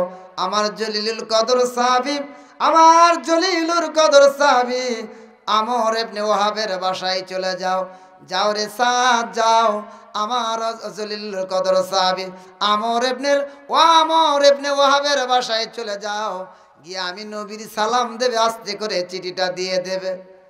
হযরতে সাদ সালামি আল্লাহর নবীর দরবার থেকে চিঠিটা নিয়ে এবার আমার নবীর জলিলুল কদর আর একজন সাহাবীর বাড়িতে যান, আমর ইবনে ওয়াহাবের বাড়িতে চলে যান। ওয়াহাবের বাড়িতে দৌড়ায় গেলেন, দৌড়াদৌড়ি করে চলে গিয়েছেন। ওই চিঠির ভিতরে কি লেখা হযরতে সাদ সালামি এইটাও জানে না। চিন্তা করেছেন নবী আমার বিবাহের ঘটক, আমি যদি নবীর কথা শুনি তাহলে আমার বিয়ে হয়ে যাবে।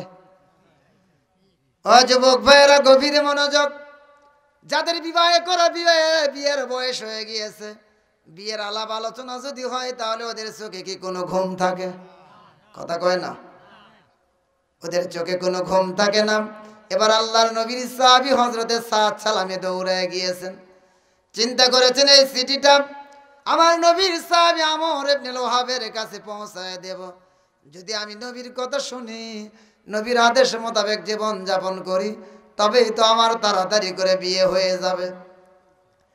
হযরতে সাদ সালামি রাদিয়াল্লাহু তাআলা আনহু আমার নবীর সাহাবী আমর ইবনে ওয়াহাবের বাসায় চলে গেলেন, আস্তে করে গিয়ে সালাম দেন, দরজায় গিয়ে সালাম দেন। সালাম দিয়ে বলে ভাই, আমার দিনের নবী আপনার এই চিঠিটা পৌঁছায় দিয়েছেন। হযরতে আমর ইবনে ওয়াহাব চিঠিটা আস্তে করে খুলে চিঠির ভিতরে পড়ে পুরো চিঠিটা আস্তে করে পড়লেন, মনে মনে চিঠিটা পড়া শুরু করে দিলেন। চিঠি শুরু থেকে শেষ পর্যন্ত পড়ে এবার চিঠিটা আস্তে করে হাতের ভেতরে আস্তে আস্তে করে ভাঁজ করেন, আর ওই নবীর সাহাবী সাদ সালামের চেহারার দিকে তাকায়, আস্তে করে চেহারার দিকে একবার তাকায় আর চিঠির দিকে তাকায়। চিঠির ভিতরে লিখে দিয়েছেন, আল্লাহর নবী লিখে দিয়েছেন, ও আমার সাহাবী আমর ইবনে ওয়াহাব রে, আমি যেই যুবকটা তোমার বাসায় পাঠায় দিলাম রে, ও আমর ইবনে ওয়াহাব, তোমার বাসায় তোমার সামনে যেই চিঠিটা নিয়ে যেই যুবকটা তোমার সামনে দণ্ডায়মান, চিঠিটা নিয়ে যেই যুবক তোমার বাসায় গিয়েছে, ওই যুবকের সাথে তোমার মেয়ের বিয়ের ব্যবস্থা করে দাও।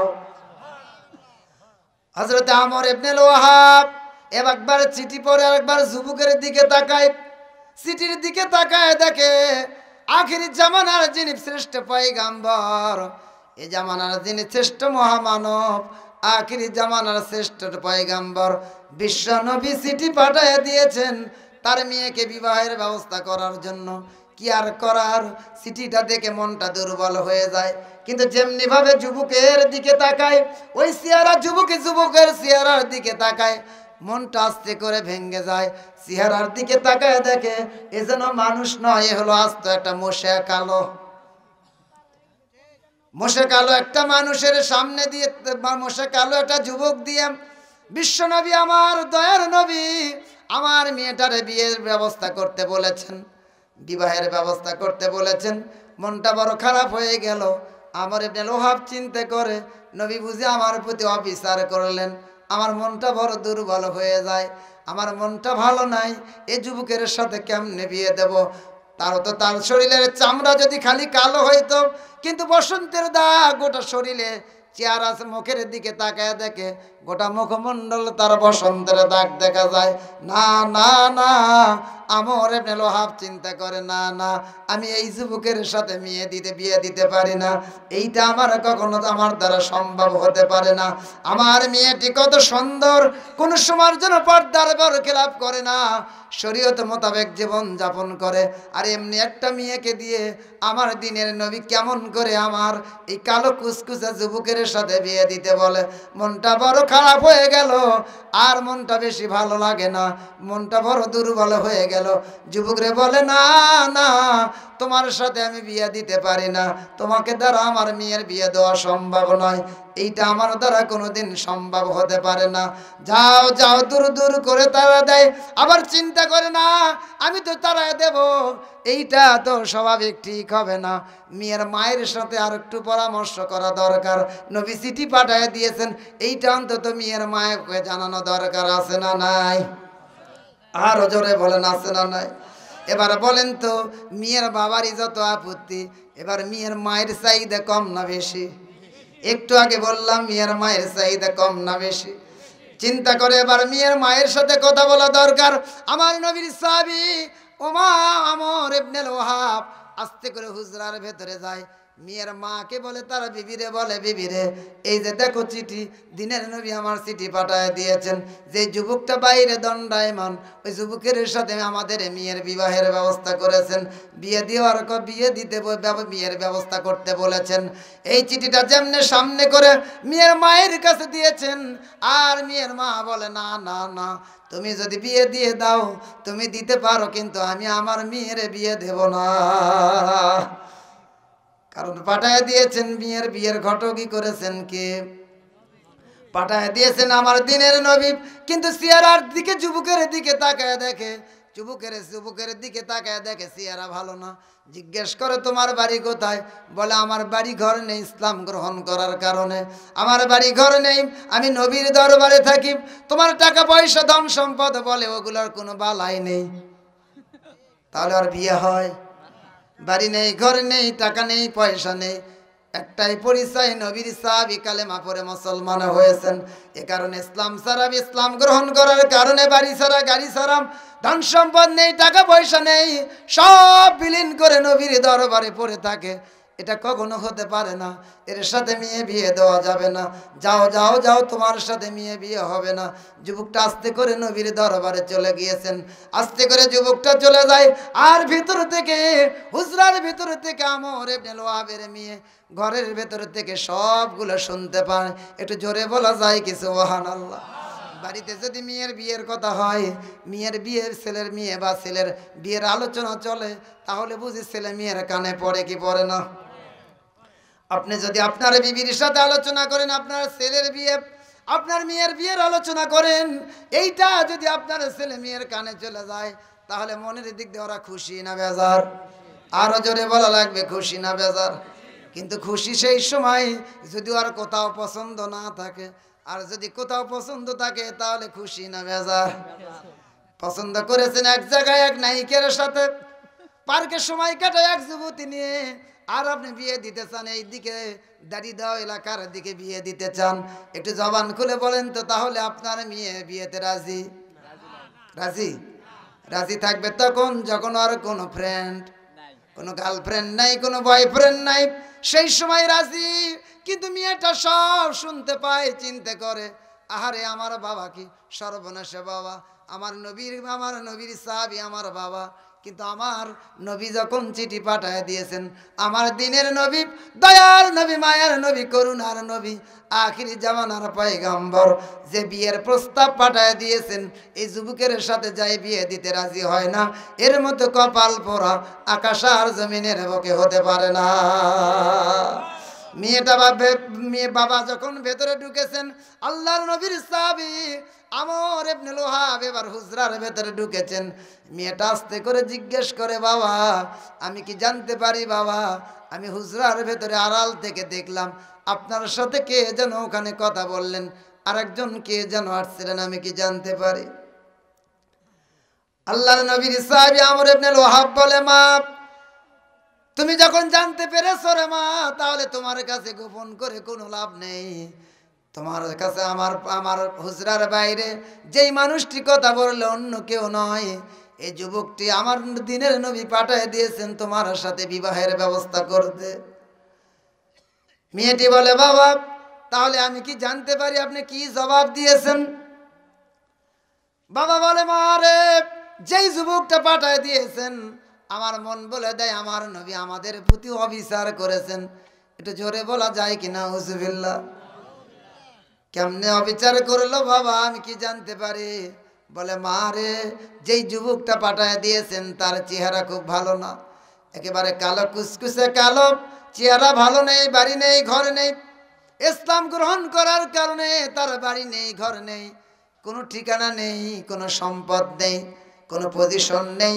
এমন একটা কুসকুসে কালো যুবক দিয়ে তোমার সাথে বিবাহের ব্যবস্থা করতে বলেছেন। মনটা বুঝি আমার খারাপ, তাই তো আমি তার না বলে দিয়েছি। বাবা কি বলেছেন? বলে, আমি তার না বলে বিদায় করে দিয়েছি। এমন যুবকের সাথে আমি তোরে বিয়ে দিতে চাই না। মেয়েটি বলে, বাবা তোমার যদি আপত্তি থাকে, আমার মার যদি আপত্তি থাকে, তোমাদের আপত্তি থাকতেই পারে, এইটাই স্বাভাবিক। কিন্তু দিনের নবী, গোটা পৃথিবীর যিনি শ্রেষ্ঠ মহামানব, আখিরি জামানার যিনি পয়গাম্বর, শ্রেষ্ঠ নবী, বিশ্ব নবী, যেই যুবকটা আমার জন্য চয়েস করেছেন, পছন্দ করেছেন, আমার মন বলে দেয় এই যুবক সাধারণ কোনো যুবক হতে পারে না। আর একটু জোরে বলা যায় কি সুবহানাল্লাহ? আর একটু জোরে। স্বাভাবিক যুবক হতে পারে না। আমার বিশ্বাস এই যুবকটাই হলেন শ্রেষ্ঠ একজন বীর পুরুষ, একজন জান্নাতি যুবক। ও বাবা, আমি বলে দিতে চাই, আপনার কাছে আমার মতামত পেশ করে দিলাম। আপনারা যদি আপত্তি থাকে, ওই যুবকের সাথে বিবাহ দিবেন না, বিবাহের ব্যবস্থা করবেন না। আমার মার যদি আপত্তি থাকে, থাকতেও পারে। আমি আপনার কাছে আমার মতামত আমি পেশ করে দিলাম। যেই যুবকটারে আমার জন্য আমার বিশ্বনবী পছন্দ করেছেন, পাঠায় দিয়েছেন, এই যুবকটারে আমি হাতছাড়া করতে চাই নাই। আমার দিনের নবী আমার জন্য যেই যুবকটা পাঠায় দিয়েছেন, ওই যুবকের সাথে আমি বিয়ে বসতে রাজি হয়ে গেলাম। ও মুসলমান, কিতাবের ভেতরে আসছেন আল্লাহর নবীর সাহাবী আমর ইবনে লোহাব দৌড়ায় গিয়েছেন নবীর দরবারে। নবীর দরবারে দৌড়ায় যান। দৌড়ায় খুব তাড়াহুড়ো করে পৌঁছে গেলেন। আমার নবীর সাহাবী আমর ইবনে লোহাবের আগেই পৌঁছে গিয়েছেন। আমার নবী যারে পাঠায় দিয়েছেন, যারে পাত্র হিসেবে পাঠায় দিয়েছিলেন, সেই যুবকটার নাম কি? হযরতে সাদ সালামী রাদিয়াল্লাহু তাআলা আনহু। আল্লাহর নবীর সাহাবী হযরতে সাদ সালামী এবার আমর ইবনে লোহাবের আগেই পৌঁছে গিয়েছেন। আমার নবী বলে, সাদ সালামী রে, কি ব্যাপার, তোমার মনটা কেন খারাপ?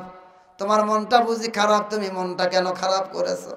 হযরতে সাদ সালামী বলে, ইয়া রাসূলুল্লাহ, আমার মন খারাপ নেই, কারণ আমার যদি চেহারা ভালো হইতো, আমার যদি কোনো চাকরি থাকতো, আমার যদি টাকা পয়সা থাকতো, আমার যদি বাড়ি গাড়ি থাকতো, তাহলে আপনার মতো দিনের নবী চিঠি লিখে পাঠায় দিয়ে আপনার মতো বিশ্ব নবী আমার বিয়ের ঘটক হওয়ার পরেও আমার বিয়ে কখনো ফেরত আসতো না। আল্লাহর নবী বলে, আল্লাহর নবী বলে, সাদ সালামী রে, তার মানে আমার আমর কি তোমার আমর বিন ওয়াহাব কি তোমার প্রতি বিবাহ দিতে রাজি হয় নাই। হযরতে সাদ সালামী বলে, ইয়া রাসূলুল্লাহ, আমার সাথে বিবাহ দিতে রাজি হয় নাই, আমাকে বিদায় করে দিয়েছেন, না করে দিয়েছেন, আমার সাথে বিবাহ দেবে না। আল্লাহর নবী এই কথা বলতে না বলতেই খুব তাড়াহুড়ো করে দৌড়ে গিয়েছেন আমর ইবনে লোহাব। দৌড়ে গিয়ে আমার বিশ্ব নবীর পা মোবারকে পড়ে গিয়েছেন। ইয়া রাসূলুল্লাহ, ইয়া হাবিবাল্লাহ, আমি বুঝতে পারি নাই নবী গো, আমি ভুল করেছি, আমার বুঝটাকে আপনি ক্ষমা করে দেন। আমি বুঝতে পারি নাই আপনি দিনের নবী, আমার কন্যার জন্য কলিজার টুকরা মেয়ের জন্য আপনি পার পাঠায় দিয়েছেন, পাত্র পাঠায় দিয়েছেন, আপনি দিনের নবী ঘটক হয়ে বিবাহের প্রস্তাব পাঠায় দিয়েছেন। আমার মতো কপাল পোড়া আকাশ আর জমিনের বুকে হতে পারে নাই। আমি বুঝতে পারি নাই, চিনতে পারি নাই, আমার কলিজার টুকরা মেয়ে চিনতে পেরেছেন, আপনার প্রস্তাব দূর করে দেওয়া ঠিক হবে না। আমি বুঝতে পারি নাই, ভুল করেছি। ইয়া রাসূলুল্লাহ, আপনি আমারে ক্ষমা করে দেন। আল্লাহর নবী বলেন, আমর ইবনে লোহাব রে, ও আমর ইবনে লোহাব রে, শুনে রেখে দাও, জেনে রেখে দাও, আমি দিনের নবী তোমার মেয়ের জন্য যেই যুবকটা পাঠায় দিয়েছে, এইটা কোনো স্বাভাবিক যুবক নয়, এ হলো একজন জান্নাতি যুবক। ওর চেহারার দিকে তাকাবে না। মানুষের চেহারা দিয়ে, চামড়া দিয়ে কোনো গুণ বিচার করা যায় না। মানুষের চামড়া দিয়ে কোনোদিন গুণ বিচার করা যায়? আর জোরে বলেন, যায়। আমার বগুড়ার প্রবীণ ওয়াইজিন সারা বাংলাদেশে নয়, এখন বর্তমানে গোটা বিশ্বে পরিচিত আমার চাচা জানে মুফতি বজলুর রশিদ মিয়া। উনি আমার আপনার মতো টকটকে সুন্দর না, কালো। খালি কি স্বাভাবিক কালো? চাচা খালি কুচকুচে কালো, কিন্তু গোটা বিশ্বের মানুষ চাচারে চেনে। তার মানে চামড়া দিয়ে কোনো গুণ বিচার করা যায় না। আমার চাচা জান মুফতি বজলুর রশিদ চাচা শুধু কালো নয়, কালো কুচকুচে কালো, কিন্তু চেহারা যদিও কালো। ও মুসলমান, তাকায় দেখবেন, চেহারার দিকে তাকাইবেন, নজর করে তাকায় থাকবেন। যদিও চামড়া কুচকুচে কালো, কিন্তু চেহারার ভেতরে আলাদা একটা নূর আছে না নাই? আলাদা একটা নূর পাওয়া যায়। তার কারণ হলো কোরআনের পক্ষে থাকার কারণে, আমার নবীর আদর্শের পক্ষে থাকার কারণে, কোরআনের সৈনিক হওয়ার কারণে, কোরআনের পাখি হওয়ার কারণে, ইসলামের দায়ী হওয়ার কারণে। যদিও মুফতি বজলুর রশিদ চাচা কালো কুচকুচে কালো, কিন্তু আমার আল্লাহ তাআলা তার চেহারার ভেতরে আলাদা একটা নূর দিয়েছেন। কারণ হলো কোরআন হলো নূর, কোরআন হলো একটা আলো। আর এই নূরের সাথে যারা মিশে যায়, আমার আল্লাহ তাআলা নূরের কারণে আমার আল্লাহ তাআলা তাদের চেহারার ভেতরে নূর দান করেন। এজন্য চামড়া দিয়ে কোনো গুণ বিচার করা যায়? চেহারা দিয়ে গুণ বিচার করা যায় না।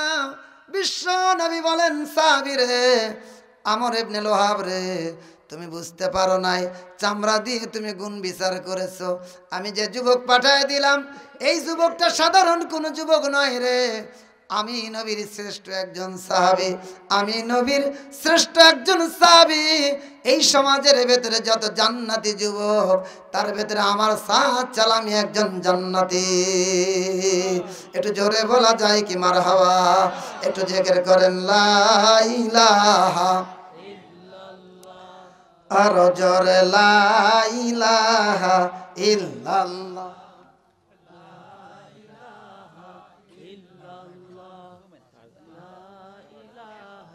লা ইলাহা ইল্লাল্লাহ, লা ইলাহা ইল্লাল্লাহ, লা ইলাহা ইল্লাল্লাহ, লা ইলাহা ইল্লাল্লাহ, লা ইলাহা ইল্লাল্লাহ, লা ইলাহা ইল্লাল্লাহ, লা ইলাহা ইল্লাল্লাহু মুহাম্মাদুর রাসূলুল্লাহ সাল্লাল্লাহু আলাইহি ওয়াসাল্লাম।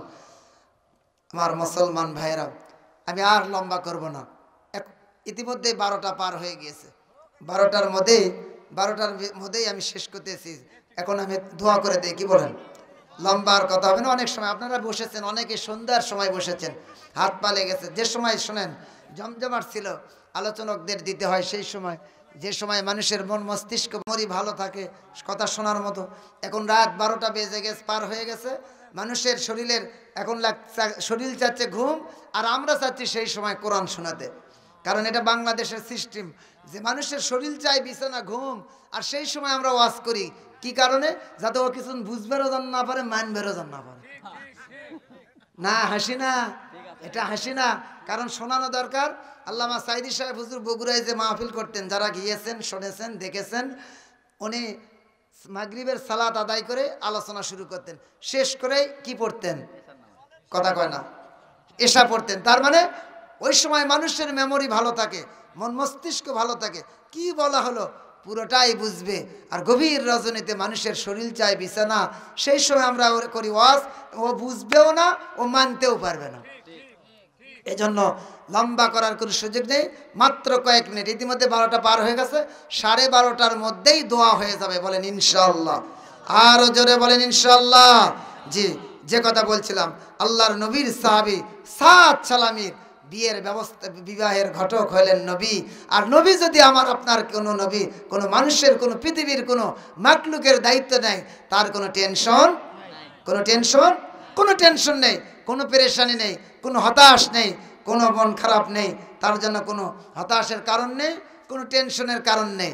আমাকে আপনাকে সেই গুণাবলী অর্জন করা লাগবে, যেই গুণাবলী অর্জন করলে আমার নবী গিয়েছেন মেরাজে, আর সেই সময় ওই সময় হজরতে বেলালের পায়ের সুরুত সুরুত করে আওয়াজ পাওয়া যায়। মারহাবা কর। আমার আপনার সেই আদর্শ, সেই গুণাবলী অর্জন করা দরকার, যেই গুণাবলী অর্জন করলে নবীর শাফাত পাওয়া যায়। আর আমরা তো চিন্তা করি আজে বাজে, আমরা চিন্তা করি নবীর আদর্শ মানার সুযোগ নেই। আমরা আতি নেতা, পাতি নেতা, সাথী নেতা, যত নেতা সে নেতার পিছে দৌড়ায়। ও নেতা, কোন নেতার হুন্ডার বহর বেশি, কোন নেতার পিছে লোক বেশি, এগুলো দেখে কোনো লাভ নাই।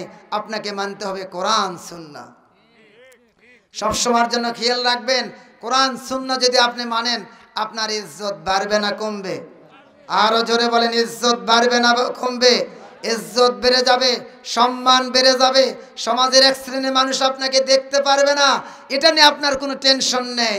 ওই যে গতকাল একজন বাংলাদেশের একজন বীর, বাঘের বাচ্চা বললে ভুল হবে না, দীর্ঘদিন মুক্তি, জেলখানায় থাকার পরে মুক্তি পেল। এদেশের এক সময় স্বরাষ্ট্র প্রতিমন্ত্রী ছিলেন লুৎফুজ্জামান বাবর। বাবর নাম শোনেন না আপনারা? ওই যে গতকাল মুক্তি পেলেন, একজন বীর, একজন বাঘের বাচ্চা বললে ভুল হবে না। মৃত্যুদণ্ড হয়ে গেছেন, যাবজ্জীবন কারাদণ্ড। আগে হলেন ফাঁসি, আপিল করার পরে হলো কি যাবজ্জীবন কারাদণ্ডে থাকলেন, দীর্ঘদিন জেলখানায় থাকলেন।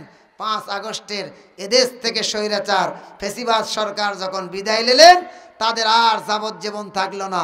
আল্লাহর মেহেরবানি গতকাল মুক্তিতে সেই বীর বের হয়েছেন। সুবহানাল্লাহ বলবেন না? বাবর সাহেব গতকাল বের হয়েছেন।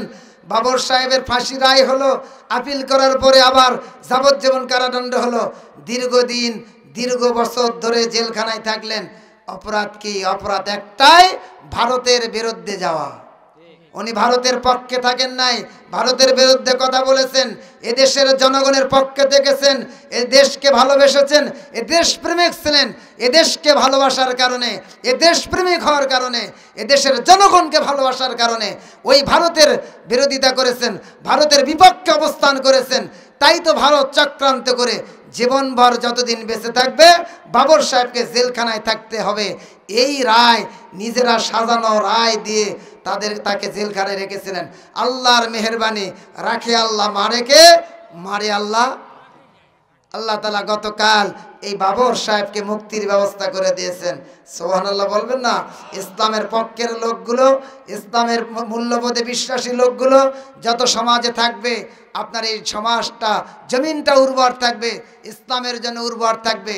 আজকে যদি ওই ফেসিবাদ সরকার, জালেম সরকার যদি ক্ষমতায় থাকতো, আপনি এত সহজে অল্প সময়ের ভেতরে আমার এই এক ঝাঁক যুবকেরা কোরআনের মাহফিল করতে পারতো না, সম্ভবই হতো না।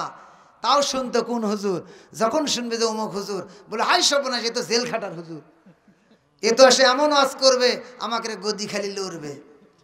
তো বলবে যে না, এরকম পরিস্থিতি হয় নাই, সব হুজুর দিয়ে মাহফিল করা যায় না, বেছে বেছে বেছে বেছে কিছু হুজুর দিয়েছেন। কোন হুজুর? ওই যে বললাম, যেমন সাদিকুর রহমান হুজুর, যিনি 10 লক্ষ টাকা দিতে চায় তার জাতি ভাই একজন মুসলমান ভাইকে কাল্লা নেওয়ার জন্য। এই ধরনের হুজুর যারা, তাদেরকে দিয়ে মাহফিল করার অনুমতি দেওয়া হয়তো, সব হুজুরকে দেওয়া হয় নাই। এজন্য বিশ্বাস মনে রাখবেন, সবসময়ের জন্য ইয়াকিন আর বিশ্বাস রাখবেন, কোরআন ছাড়া আপনার শান্তি আসতে পারে না। এই শান্তি, এই পৃথিবীতে শান্তি যদি পেতে চায়, মুক্তি যদি পেতে চায়, মুক্তির একমাত্র পথ, একটাই পথ, সেটাই হলো ইসলামী বিপ্লব। জোরে বলেন সুবহানাল্লাহ। মুক্তির একটাই পথ, সেটা কি? ইসলামী বিপ্লব। ইসলামী বিপ্লব ছাড়া এ সমাজে শান্তি আসতে পারে না। আমার দেশের এক নেতা বলছেন, আপনারা জানেন, মিডিয়াতে দেখেছেন, এক নেতা বলেছেন কোরআন আলাদা, আবার রাজনীতি আলাদা। কোরআনের সাথে রাজনীতির কোনো সম্পর্ক নাই। একটু জবান খুলে বলেন, এই কোরআনের মধ্যে রাজনীতি আছে না নাই? আরো জোরে বলতে হবে, কোরআনে রাজনীতি আছে না নাই? কিন্তু আমার দেশের একজন অনেক বড় মাপের নেতা, উনি বলেছেন কোরআনের সাথে রাজনীতির কোনো সম্পর্ক নেই। আমার আল্লাহ তাআলা এই কোরআনে রাজনীতি সম্পর্কে একটা সূরাই নাজিল করেছেন। আমি বলি যে হ্যাঁ, কোরআন আলাদা, রাজনীতি আলাদা, এটা উনি ঠিকই বলেছেন, কারণ ওনাদের জন্য আলাদা, আর যারা কোরআন সুন্নাহ মানে তাদের জন্য কোরআন যেটা, রাজনীতিও সেইটা। বিশ্বনবী ছিলেন, শেষ করে দেবো এখন, জি শেষ করে দেব। বিশ্বনবী বলেন, तमाम পৃথিবীর ভিতরে বিশ্বনবী ছিলেন একজন শ্রেষ্ঠ রাজনীতিবিদ। নবী যদি কোরআনের দাওয়াত দিতেন, কালেমার দাওয়াত দিতেন, কোরআনকে কায়েম করার জন্য, রাষ্ট্রীয়ভাবে কায়েম করার জন্য যদি সংগ্রাম না করতেন, আমার বিশ্বাস নবীর মক্কা থেকে মদিনায় যাওয়া লাগতো না। নবী যখন কালেমার দাওয়াত দিয়েছেন, আস্তে আস্তে করে মুসলমানের সংখ্যা বেড়ে যায়। যত মুসলমানের সংখ্যা বাড়ে, আবু জেহেলদের মাথা তখন আস্তে আস্তে করে গরম না ঠান্ডা? আরো জোরে বলতে হবে, গরম না ঠান্ডা? মুসলমানের সংখ্যা বাড়ে, নবীর সাহাবীর সংখ্যা বাড়ে, আস্তে আস্তে করে আবু জেহেলের মাথা গরম হয়ে যায়, আর আস্তে আস্তে করে ষড়যন্ত্র চালায়, আর এই নবীকে, বিশ্ব নবীকে আর কালেমার দাওয়াত দেওয়া যাবে না। ষড়যন্ত্র আটা শুরু করে দেয়। বিশাল লম্বা কথা, আর সংক্ষেপ করি, লম্বা করব না। আস্তে আস্তে করে ষড়যন্ত্র আটা শুরু করে দেয়। এবার কাফেরেরা ডাকে, কেমন করে তারে আটক করা যাবে, কেমন করে কিভাবে তারে এবার বন্দি, চক্রান্ত, কোন ষড়যন্ত্র করে কেমন করে তাকে আটকানো যাবে। কালেমার দাওয়াত যত বেড়ে যায়, এ নবী যেখানেই ওয়াজ করে সেখানেই মুসলমানের সংখ্যা বেড়ে যায়, যার কারণে তাদের মাথাগুলো গরম হয়ে যায়। আজারি সাহেবকে চক্রান্ত করে এদেশের ফেসিবাদ সরকার, জালেম সরকার, এদেশ থেকে তারা বাহিরে পার করে দিলেন, মালয়েশিয়ার জমি মালয়েশিয়ায় পার করে দিলেন। জালেম সরকার যখন বিদায় নিয়ে গেল, এবার আজারি, মিজানুর রহমান আজারি ভাই দেশে ফিরে আসলেন। এবার যেখানেই মাহফিল করেন সেখানেই লোকের সংখ্যা কম না বেশি? আপনাদের মতো মাহফিল এখানে যে পরিমাণ লোক, এরকম লক্ষ লক্ষ মুসলমান নরনারী কোরআনের মহব্বতে, কোরআনকে ভালোবেসে, কোরআন সুন্নাহর মহব্বতে লক্ষ লক্ষ মানুষ জীবন দিতে প্রস্তুত। তথাপি এক নজর আল্লামা মিজানুর রহমান আজহারী ভাইকে দেখতে চায় লক্ষ লক্ষ মানুষ। এবার লক্ষ লক্ষ মানুষ নিয়ে মাত্র কেবল 3টা মাহফিল করেছেন। এবার খেয়াল করে দেখেন তো, এই জমিনে যারা কোরআনের রাজনীতি পছন্দ করে না, এই জমিনে যারা কোরআনের শাসন মেনে নিতে পারে না, ওই মানুষগুলো লক্ষ লক্ষ মানুষের আজহারী ভাই সাহেবের উপস্থিতি, আজহারী সাহেবের মাহফিলে উপস্থিতি দেখে এবার খেয়াল করে দেখেন তো, কোরআনের আইন যারা মেনে নিতে পারে না, ওদের মাথা গরম না এবার ঠান্ডা? আরো জোরে বলতে হবে, গরম না ঠান্ডা? ওদের মাথা গরম হয়ে গেছে। ওরা চিন্তা করছে, এবার হুজুরের মাহফিলে যেত পরিমাণ লোক, আমাদের বিশ্বাস ওরা মেনে নিয়েছে, এবার বাংলার জমিনে যত নেতাই শাসন করেছে আর কারো শাসন চলবে না। আগামীর বাংলার জমিন, আগামী বাংলার দেশ হবে কোরআনের বাংলাদেশ। আগামী বাংলাদেশ কোরআনের বাংলাদেশ। সব দল দেখা শেষ, এবার আলেম ওলামার মাধ্যমে, আলেম ওলামার নেতৃত্বে কোরআনের বাংলাদেশ। এইটাকে তারা খেয়াল করে এবার আজহারী সাহেবের বিরোধিতা চক্রান্ত শুরু করে দিয়েছে। যত বিরোধিতা করবে, চক্রান্ত করবে, ষড়যন্ত্র করবে, তত দিন দিন মুসলমানের কোরআনের সৈনিকের সংখ্যা বাড়বে না কমবে? দীর্ঘ 16 বছর চক্রান্ত হলো, ষড়যন্ত্র হলো। ওরা চিন্তা করছিল বাংলার জমিনে ইসলামী সংগঠনের লোক আর খুঁজে পাওয়া যাবে না। এবার তাকায় দেখেন তো, ওই সময় নজরে পড়ে নাই, এখন মনে হয় একেবারে মৌমাছি চাকের মতো দেখা যায়। অনেকেই বলে এরা ছিল রে কোথায়, এরা কোন জায়গায় বসবাস করত। তার মানে যতকে আঘাত করবেন মৌমাছির চাক সুন্দরভাবে গাছে লটকায় থাকে, কোনো সমস্যা নেই। আপনি যদি আস্তে করে ছোট্ট একটা ঢিলা মারেন, তাহলে মৌমাছি চাক ওখানে চুপচাপে নফিস বাদে জিকির করে না, রাগ করে খেপে যায়। একটা যদি ছোট্ট ঢিলা মারেন, তাহলে গোটা মৌমাছির চাক আপনার গোটা হুদাবালায় গোটা এলাকায় চড়ে যাবে, কোনো মানুষ আর বসবাস করতে পারবে না। যাকে ধরবে তারে কামড়াবে, যারে ধরবে তারে দংশন করবে, সেখানে আক্রমণ চালায় যাবে। দীর্ঘদিন ধরে ষড়যন্ত্র করলো, চক্রান্ত করে ইসলামী আন্দোলনকে ঘায়েল করার জন্য চক্রান্ত করলো, জুলুম করলো, নির্যাতন করলো। জুলুম সরকার, জালেম সরকার এ সমাজ থেকে বিদায় নিয়ে চলে গেল। আর মনে হয় যেন মৌমাছি চাকের মতো কোরআনের সৈনিকেরা বের হওয়া শুরু করলো।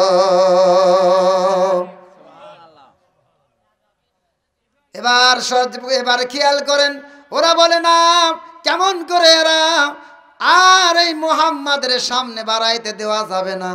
যেখানে ওয়াজ করে, বয়ান করে, সেখানে হাজার হাজার মানুষের জমায়েত হয়ে যায়, যারা তার আলোচনা শোনে কালেমা পড়ে মুসলমান হয়ে যায়। এমনি করে যদি চলতে থাকে, এমনি করে যদি সামনের দিন চলতে থাকে, তাহলে সামনের দিনে আমাদের আর কোনো নেতৃত্ব চলবে না। মক্কা মদিনায় যেই জায়গায় মক্কা মদিনায় আগামীতে নেতৃত্ব দেবে, সেটাই হলো আখিরি জামানার পয়গম্বর। আজকে বাংলাদেশের সাথে মিলে নেন, লক্ষ লক্ষ মানুষ কোরআনের মাহফিলে ভিড় দেখে এক শ্রেণীর মানুষেরা চিন্তা করেছে আগামীর বাংলাদেশ হবে কোরআনের বাংলাদেশ। যদি পারো ঠেকাও, আর মাহফিল করতে দেওয়া যাবে না। আবার কেউ মনে মনে চিন্তা করতেছে মালয়েশিয়াতে ছিল, ভালো ছিল, মালয়েশিয়ায় ছিল, এটাই বুঝি ভালো ছিল। ওরা চক্রান্ত করলো, ষড়যন্ত্র করলো, ওরা চক্রান্ত করে ষড়যন্ত্র করে দারুণ নদওয়ার বৈঠক দিয়ে দিল কাফেরেরা। আবু জেহেল, আবু লাহাব, উতবা, সাইবা, ওয়ালিদ ইবনে মুগিরা, ওরা এবার দারুণ নদওয়ার বৈঠক করে পরামর্শ চাই কি করা যেতে পারে। 3টা ষড়যন্ত্র ওই সময় কাফেরেরা করলো। আমার আল্লাহ তাআলা সূরা আনফালের ভেতরে রেকর্ড করে দিয়েছেন, নবীর বিরুদ্ধে 3টা ষড়যন্ত্র আবু জেহেল, আবু লাহাবেরা পরামর্শ করে 3টা চক্রান্ত করলো। কিয়ামত পর্যন্ত যত আবু জেহেলের উম্মতেরা দুনিয়াতে আসবে, ইসলাম ওয়ালাদের প্রতি, আলেম ওলামার প্রতি, আলেম ওলামাদের উপরে 3টা ষড়যন্ত্র কিয়ামত পর্যন্ত থাকবে। একটু গভীর রাতে ও মুসলমানেরা যদি শুনতে চান 3টা ষড়যন্ত্র করেছেন কি, আমি কি বলবো? আর জোরে বলেন, বলবো। আমার আল্লাহ কোরআনে রেকর্ড করে দিয়েছেন, وَإِذْ يَمْكُرُوا بِكَ الَّذِينَ كَفَرُوا لِيُثْبِتُوكَ أَوْ يَقْتُلُوكَ أَوْ يُخْرِجُوكَ وَيَمْكُرُونَ وَيَمْكُرُ اللَّهُ وَاللَّهُ خَيْرُ الْمَاكِرِينَ।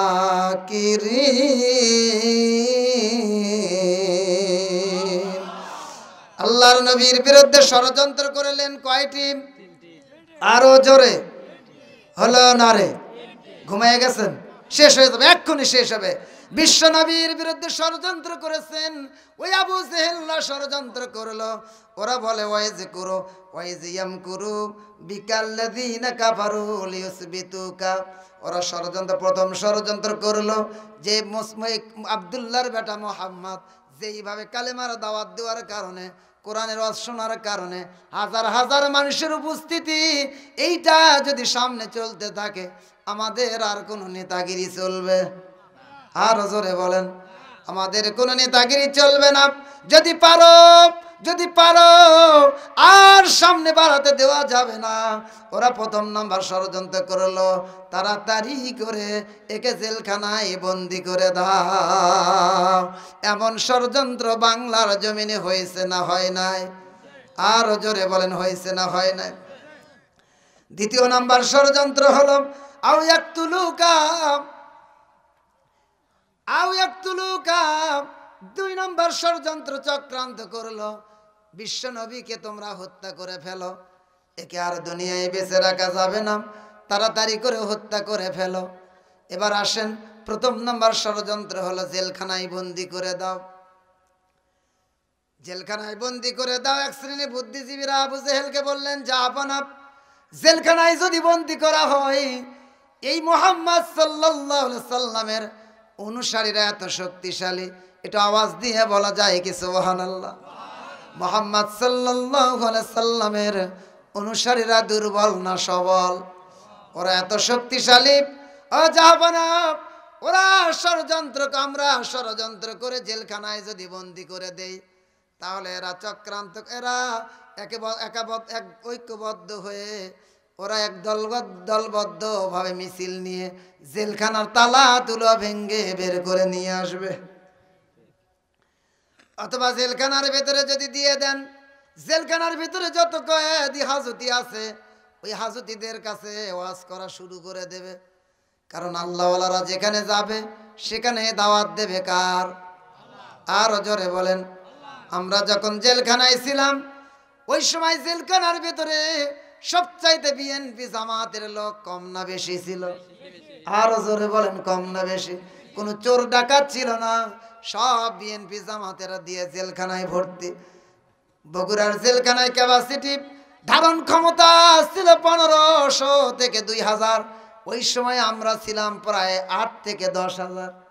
একটা রুমের ভেতরে 55 জন পর্যন্ত থাকা যায়। যে লকআপের ভেতরে আমি ছিলাম, আমি জিজ্ঞেস করেছিলাম এখানে ধারণ ক্ষমতা কত? বলো এখানে থাকতে পারবে 55 জন। 55 জন থাকবে, আমরা আছি কত? বলে 105। তার মানে যদি আপনি কাঠ ঘুরতে চান, তাহলে 105 জনে কাঠ ঘোরা লাগবে। কায়দা না বেকায়দা? আর জোরে বলেন, কায়দা না বেকায়দা?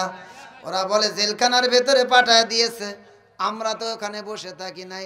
আসর পরে জেলখানায় যারা গিয়েছেন, আসর আর মাগরিব, কমপক্ষে জোহর আর আসর জেলখানার সামনের মসজিদে পড়া যায় ভেতরে। তারপরে লকআপগুলো বন্ধ হয়ে যাবে, আমরা বসে থাকি নাই। আসর থেকে মাগরিব পর্যন্ত সেখানে আমরা কোরআনের ওয়াজ চালাইছি। আর একটু জোরে বলেন। তার মানে আল্লাহওয়ালারা যেখানে যাবে, নবীর উম্মতেরা যেখানে যাবে, সেখানে কালেমার দাওয়াত দেবে, কোরআনের দাওয়াত দেবে। আমি সেই সময় চিন্তা করেছি, আওয়ামী লীগ সরকার আমাদেরকে জেলখানায় দিয়ে খারাপ করে নাই, আমাদের একটা বড় উপকার করেছেন। আমাদের ইজ্জত সম্মান সমাজে বেড়ে গেল। আর কোরআনের কারণে, ইসলামী আন্দোলন করার কারণে, জেলখানার ভেতরে আওয়ামী লীগ সরকার আমাদেরকে দেওয়ার কারণে জেলখানার ভেতরে আমরা কোরআনের দাওয়াত দিতে পারলাম। একটু আওয়াজ দিয়ে বলা যায় কি মারহাবা? গোটা দেশের মানুষেরা আমাদেরকে দাওয়াত দিয়ে নিয়ে যায় ওয়াজ করার জন্য। গোটা দেশের মানুষেরা, বিভিন্ন জেলার মানুষেরা আমাদেরকে নিয়ে যায়, কিন্তু জেলখানার ভেতর থেকে তো কেউ দাওয়াত দিয়ে আমাদেরকে নিয়ে যায়? তো কথা কন, কেউ জেলখানায় দাওয়াত দিত না আমাদেরকে, সেখানে ওয়াজ করার জন্য কেউ প্যান্ডেলও করতো না। কিন্তু আওয়ামী লীগ সরকার আমাদেরকে এই ব্যবস্থা করে দিয়েছেন, আমরা সেখানে ওয়াজ চালাইছি। অসংখ্য মানুষ আমাদের ওয়াজ শুনে শুনে জেলখানার ভেতরে ইসলামী আন্দোলনের কর্মী হয়েছেন। ওই আবু জেহেলরা বলে না, জেলখানার ভিতরে যদি নবীরে দাও, তাহলে তার কথার ভেতরে এমন রস, ওই বিশ্ব নবীর কথা শোনার পরে জেলখানার ভেতরে যারা আছে সবাই কালেমা পড়ে মুসলমান হয়ে যাবে। তাহলে কি করবে? তাহলে কি করবে? তাহলে কি জেলখানায় দেবে না? ওরা সেই সময় চিন্তা করে, তাহলে তাকে তোমরা নাগরিকতা হরণ করে এদেশ থেকে তাদেরকে তাড়ায় দাও। মুসলমান খেয়াল করে দেখেন, এই দেশের অসংখ্য আলেম ওলামাদেরকে কোরআনের কথা বলার কারণে এদেশ থেকে তেড়ে দিয়ে অন্য দেশে পার করে দিয়েছেন। এমন নজির আছে না নাই? বাংলাদেশে আর থাকতে পারবে না, থাকতে পারবে শুধু থেকেছেন তারাই যারা ইসলামী আন্দোলন করে না। গুই সাহেবের কি হেলিকপ্টারে এসে গুই সাহেবের কি ইচ্ছা গায়, সরকারের পাওসাটি করে, সরকারকে তেল মালিশ করে, সরকারের জন্য দোয়া করে। আওয়ামী লীগ সরকারের পক্ষে কথা বলে, ওই ফেসিবাদ সরকারের পক্ষে কথা বলে, জালেমদের পক্ষে কথা বলে। সেই সমস্ত হুজুররা শুধু বাংলাদেশে থাকতে পেরেছেন, এছাড়া আর কেউ থাকতে পারে নাই। লক্ষ লক্ষ মানুষ যাদের মাহফিলে এসেছেন, কোরআনের আওয়াজ শুনে ইসলামী আন্দোলনে কর্মী হয়েছেন, তাদেরকে দেশে থাকতে দেয় নাই, দেশ থেকে বের করে দিয়েছেন। এ ষড়যন্ত্র আপনার বাংলার জমিনের আওয়ামী লীগ সরকার শুধু করে নাই, এ চক্রান্ত করেছেন আবু জেহেল। আজ থেকে ১৫০০ বছর আগে নবীর বিরুদ্ধে ষড়যন্ত্র করেছেন। আও ইখরুজুকা, তাহলে তাকে দেশ থেকে তাড়ায় দাও, দেশ থেকে বের করে দাও। আজকে কিয়ামত পর্যন্ত যত উম্মাতের আসবে, যারা কোরআনের পক্ষে থাকবে, নবীর আদর্শের পথে থাকবে, এই 3টা ষড়যন্ত্র তাদের উপরে আসবে।